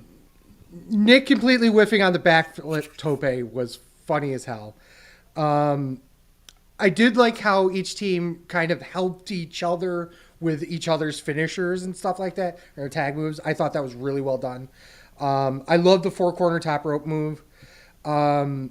I thought it was a great match. It was still a 4-star match, but there were times where you're absolutely correct that there were moments where it wasn't like running as hot as it could have been, I guess is the best way to say it. It wasn't bad. Good, great match. I mean, terrible match, 4 stars. Thank you. Jesus Christ. Okay. AEW International Championship. Orange Cassidy defends against Jon Moxley. 19 minutes and 50 seconds. Kent gave this 4.25.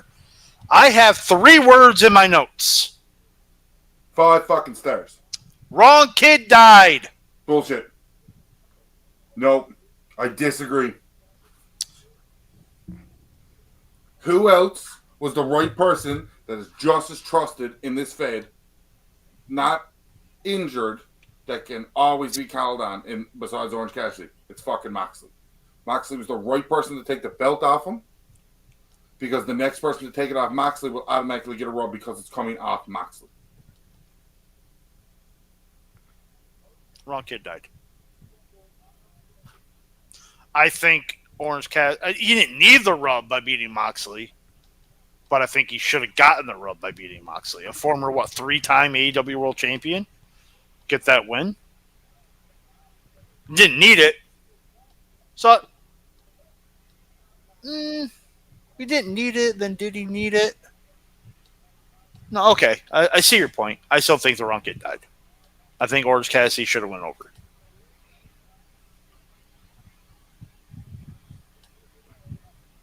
All right, I'm going to be the underrated piece of shit. 3 3/4.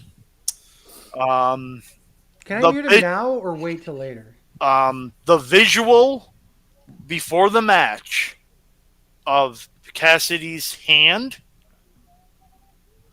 and then they panned, and then Moxley was in the background, was great. was I absolutely had that in great. my notes. It was absolutely great. Yeah, I mean the match was great, but wrong kid died. Again, I may go back and watch this match because this was also a part where I was dead ass fucking tired, and I'm like, just get over with. I want to go to sleep. So I will go back and rewatch this match. Well, I 100% say I watched this match the next day because But it was long, but it was fucking amazing. yeah, 3 3/4 on the initial watching. All right, Sleazy. Okay, so let me preface this by saying I watched both shows this morning. I watched Payback first and then this show. So when we got to the end of this show, I had been watching wrestling for 7 hours. Okay? This was, without a doubt, the match of the weekend. 5 stars, absolute perfection. This was everything it needed to be. I 100% disagree with you by saying that the wrong kid died because I can't even believe I'm saying this, but the international title is beneath Orange Cassidy now. He needed to get the title off of him. Who better to pull the title off of him than Jon Moxley? And the rub he got here with the fucking insanity that this match was the absolute right thing to do. Even to the last very fucking moment. Took 2 Death Riders to take him out. Orange Cassidy had to be put down with 2 Death Riders. Things that Kenny Omega could barely kick out of. Orange Cassidy took 2 of them before he finally lost his title. That man got a rub by losing even. There were so many great spots here. The Roman Spear was funny, but also it was so hard hitting. It was like everything that you could have wanted in an Orange Cassidy match, but turned up to 12 because it also had Moxley in it. Not the hugest fan of Jon Moxley. I will admit that. And I will also admit that I'm a fucking Orange Cassidy mark. But at this point in time, Orange Cassidy should be up the card further. I dare say he should be going for the world title. And this was a perfect jumping off point. Once again, I don't understand 3 3/4 there. I really don't. Other than you really, really just love shitting on AEW matches. He does. I'm a half star off from John Canton. Yeah, and he's been... Yeah, but the thing is that... He rated this show higher than Payback. John Canton did. There were 3 5-star matches on this show. There was not. I was just going to say. Without I was just going to say. No, I'm not even going to entertain you thinking differently.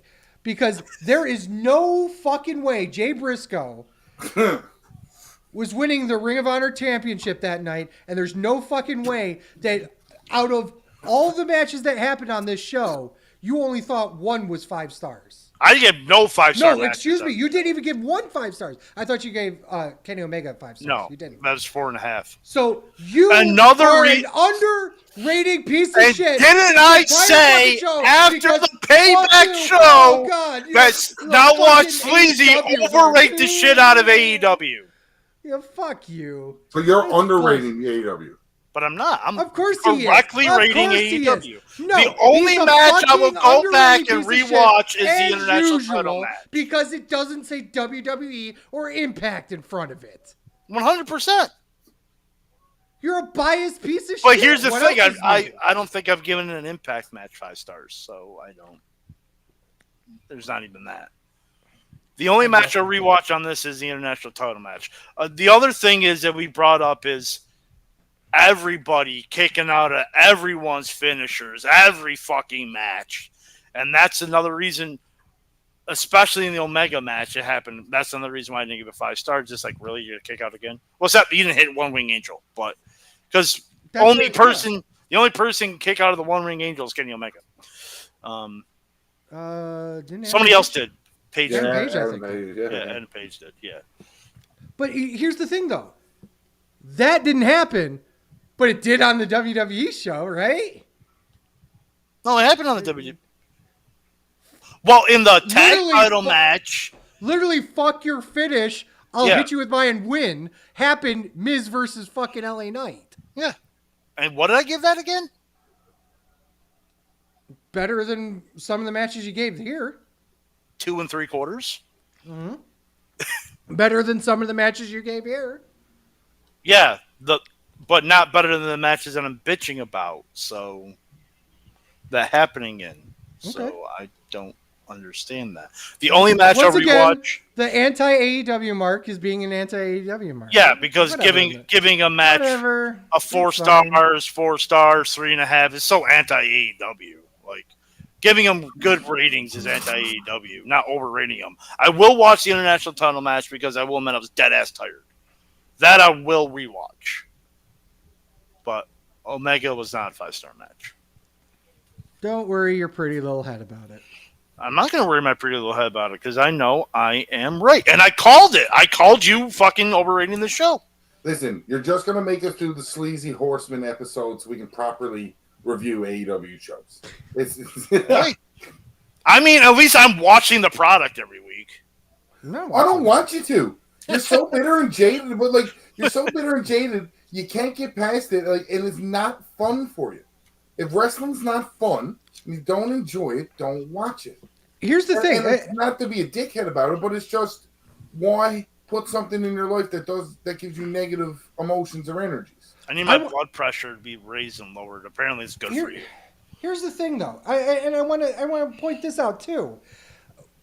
You guys gave me shit last episode. No. No, you did. For not watching the product, right? I'm not watching this product either. It's not like I'm watching just the AEW weeklies or just the Impact weeklies. He's not watching anything. I'm not watching anything other than the actual shows. And that's kind of by intention because I want to give them fair shots like this. Because I don't have enough time to watch all of them. So I can't sit here and go, well, I'm watching Raw and SmackDown, but not Dynamite. So I don't watch any of them. But it gives me at least a fair platform to put them up one against the other. And why would I sit here and underrate one and overrate the other because of things that happened outside of the show itself? I'm looking at it from the show itself. But these are my opinions, though. I don't think they're these are my opinions matches. as well. Like, we give each other shit, but at the same time, right? That's your opinion. I don't think there's a 5-star match on this show. It's not because AEW. I have given AEW matches 5 stars before. And I politely, absolutely 100% disagree with you. Not only was there one 5-star match, not only there was 2 5-star matches, but there were 3 on this show. So this show was better than WrestleMania.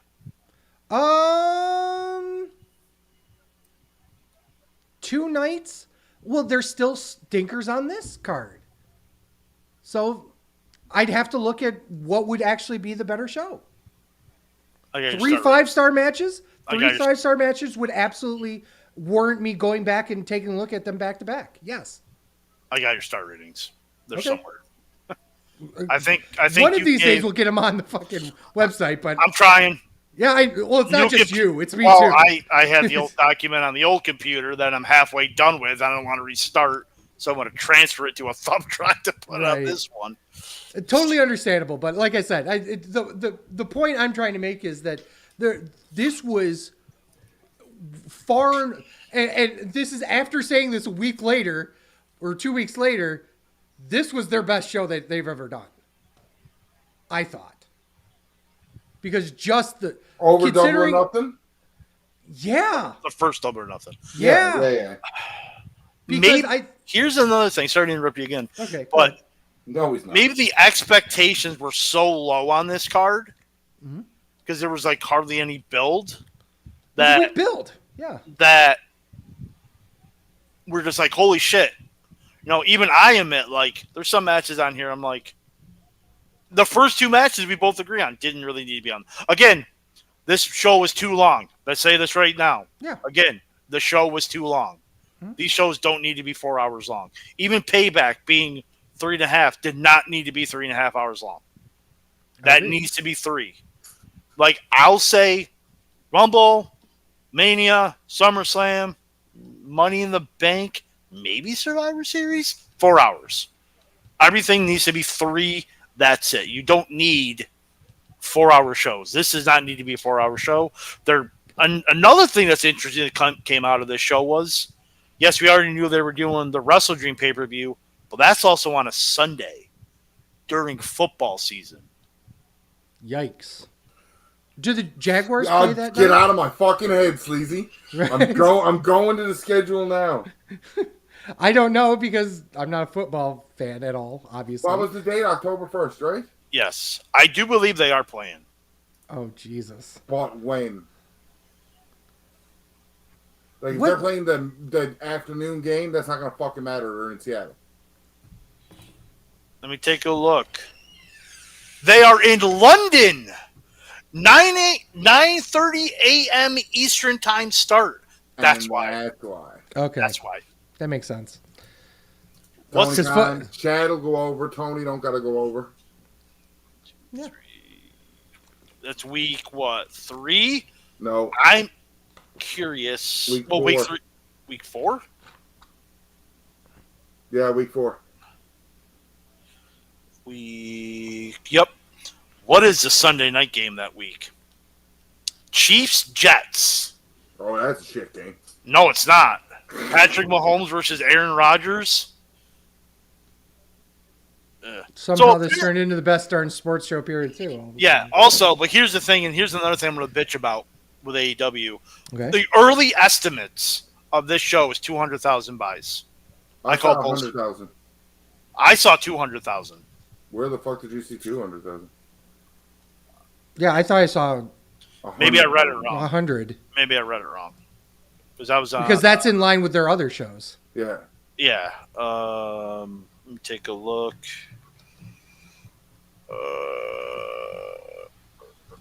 While he's looking that up, Oh, there it is. Okay, yeah. So I missed it.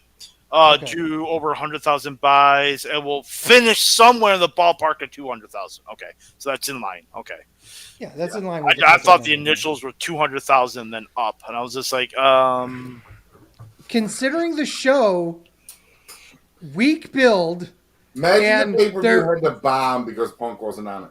right? Right? Well, here's the funny part about that: weak build, their main event gets fired. You know? Oops. yeah, I think it's actually a little down from last year's, which makes sense because you had all in and all out. So I say that's a success. So it's a financial success. It is Which is going to be. a booking success because you've furthered a ton of different. Which you feuds. kind of needed it to be. You needed to further.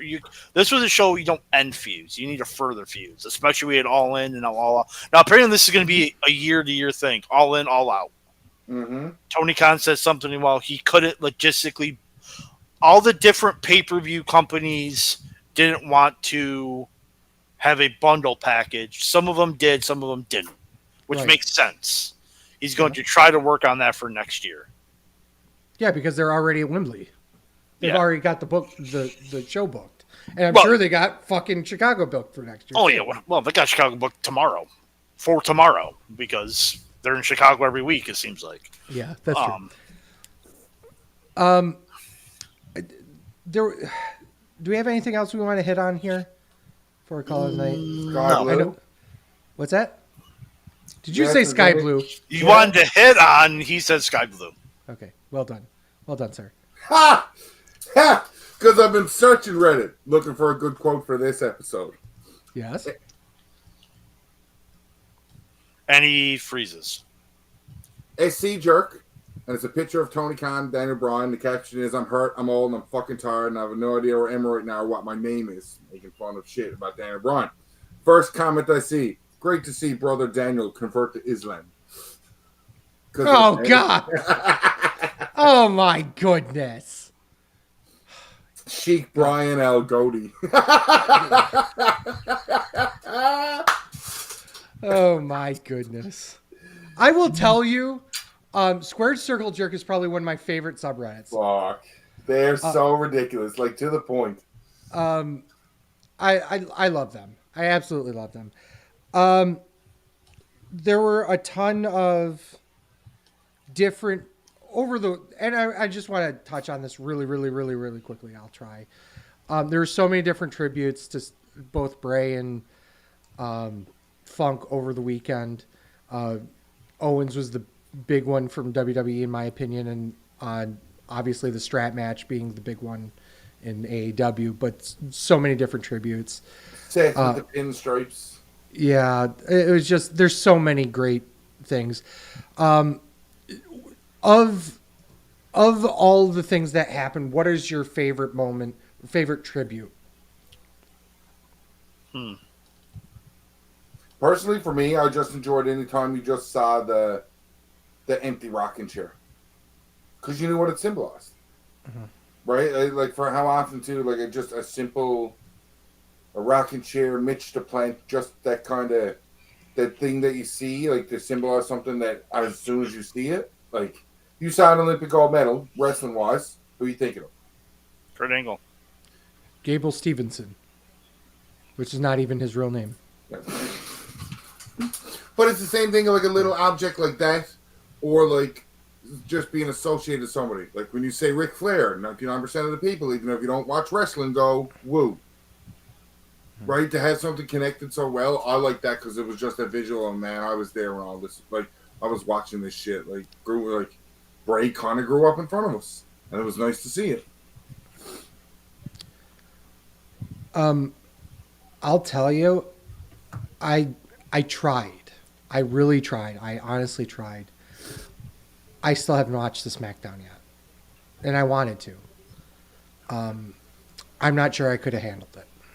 Honestly, there's so many people this year that died that I'm having a hard time with it, and having Bray was probably the worst one recently, and I kind of made references a couple weeks ago partially because of the fact that he was younger than us, and it there's that moment of, oh shit, am I next type of thing, and it does get to you. So I just wondered, Fat Man, did you have a specific one? No, I mean, probably like the House of Black with the lantern and at All In, but that was probably it. That was probably mine as well. So, Ryan, we don't have any other news, right? Damian Priest was handed a customized Money in the Bank briefcase. It's blue and it looks deadly. Ooh, nice. Very nice. Should be purple. Well, a darker blue. I don't think the purple stands out well for what they wanted it to do. I think that's gone right. Do you? Oh shit! I completely lost it. Do you believe? Who do we think? We're gonna throw this back out there. We've got 4 titles on 5 people, basically, or 5 titles on 4 people. We have 4 titles on 4 people. Well, including the briefcase. I consider that a title. I know it's not really a title. Yeah, fair enough. But who are we looking at as the first person to lose their championship? Dom. Yep. You think it's Dom? Yeah. I think it's going to be Rhea first. Honestly, I really there's do. There's an NXT show at the end of the month. Yeah. That's No true. mercy. Yeah, it's very possible. Get somebody over in NXT. That could be. Ryan, put yourself over. Ryan Barkach, Reddit and Twitter. Awesome. I'm at TWS Sleazy. TWS Fat Man. And first of all, fuck Chip. But we are Sleazy Fat Man on Twitter /X, Instagram, Threads, and TikToks. Please go on over there and give us a like on channels. Videos you can find at twitch.tv/SleazyFatman, youtube.com/SleazyFatman, premium videos on onlyfans.com/The Wrestling Show. You can find all sorts of content on thewrestlingshow.com, including articles, merch, and a ton of other cool stuff, including eventually our star ratings. You can get our right and our photo history for scorecards. Yes, that's coming too. Things I've been trying to work on and haven't gotten around to actually doing. You can get this podcast every Saturday morning at 8 a.m., wherever you get your podcasts, including Spotify, Apple Podcasts, Google Podcasts, and Podbean.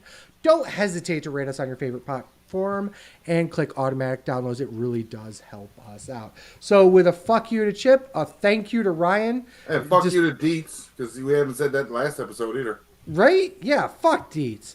And as always, for Sleazy. For the Fat Man. This is The Wrestling Show. Thank you guys so much for listening.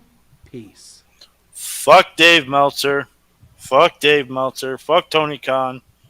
Hot dogs on a sandwich, Subway's on a sandwich, and burgers is a sandwich. What are we doing next week? We're doing stuff and things. And things and stuff. And things Love and stuff. Love it.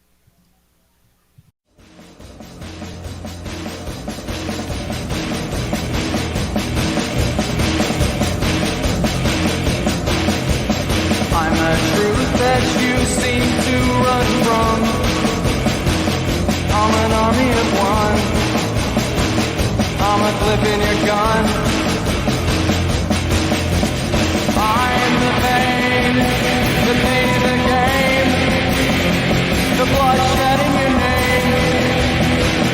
When there's nothing to gain.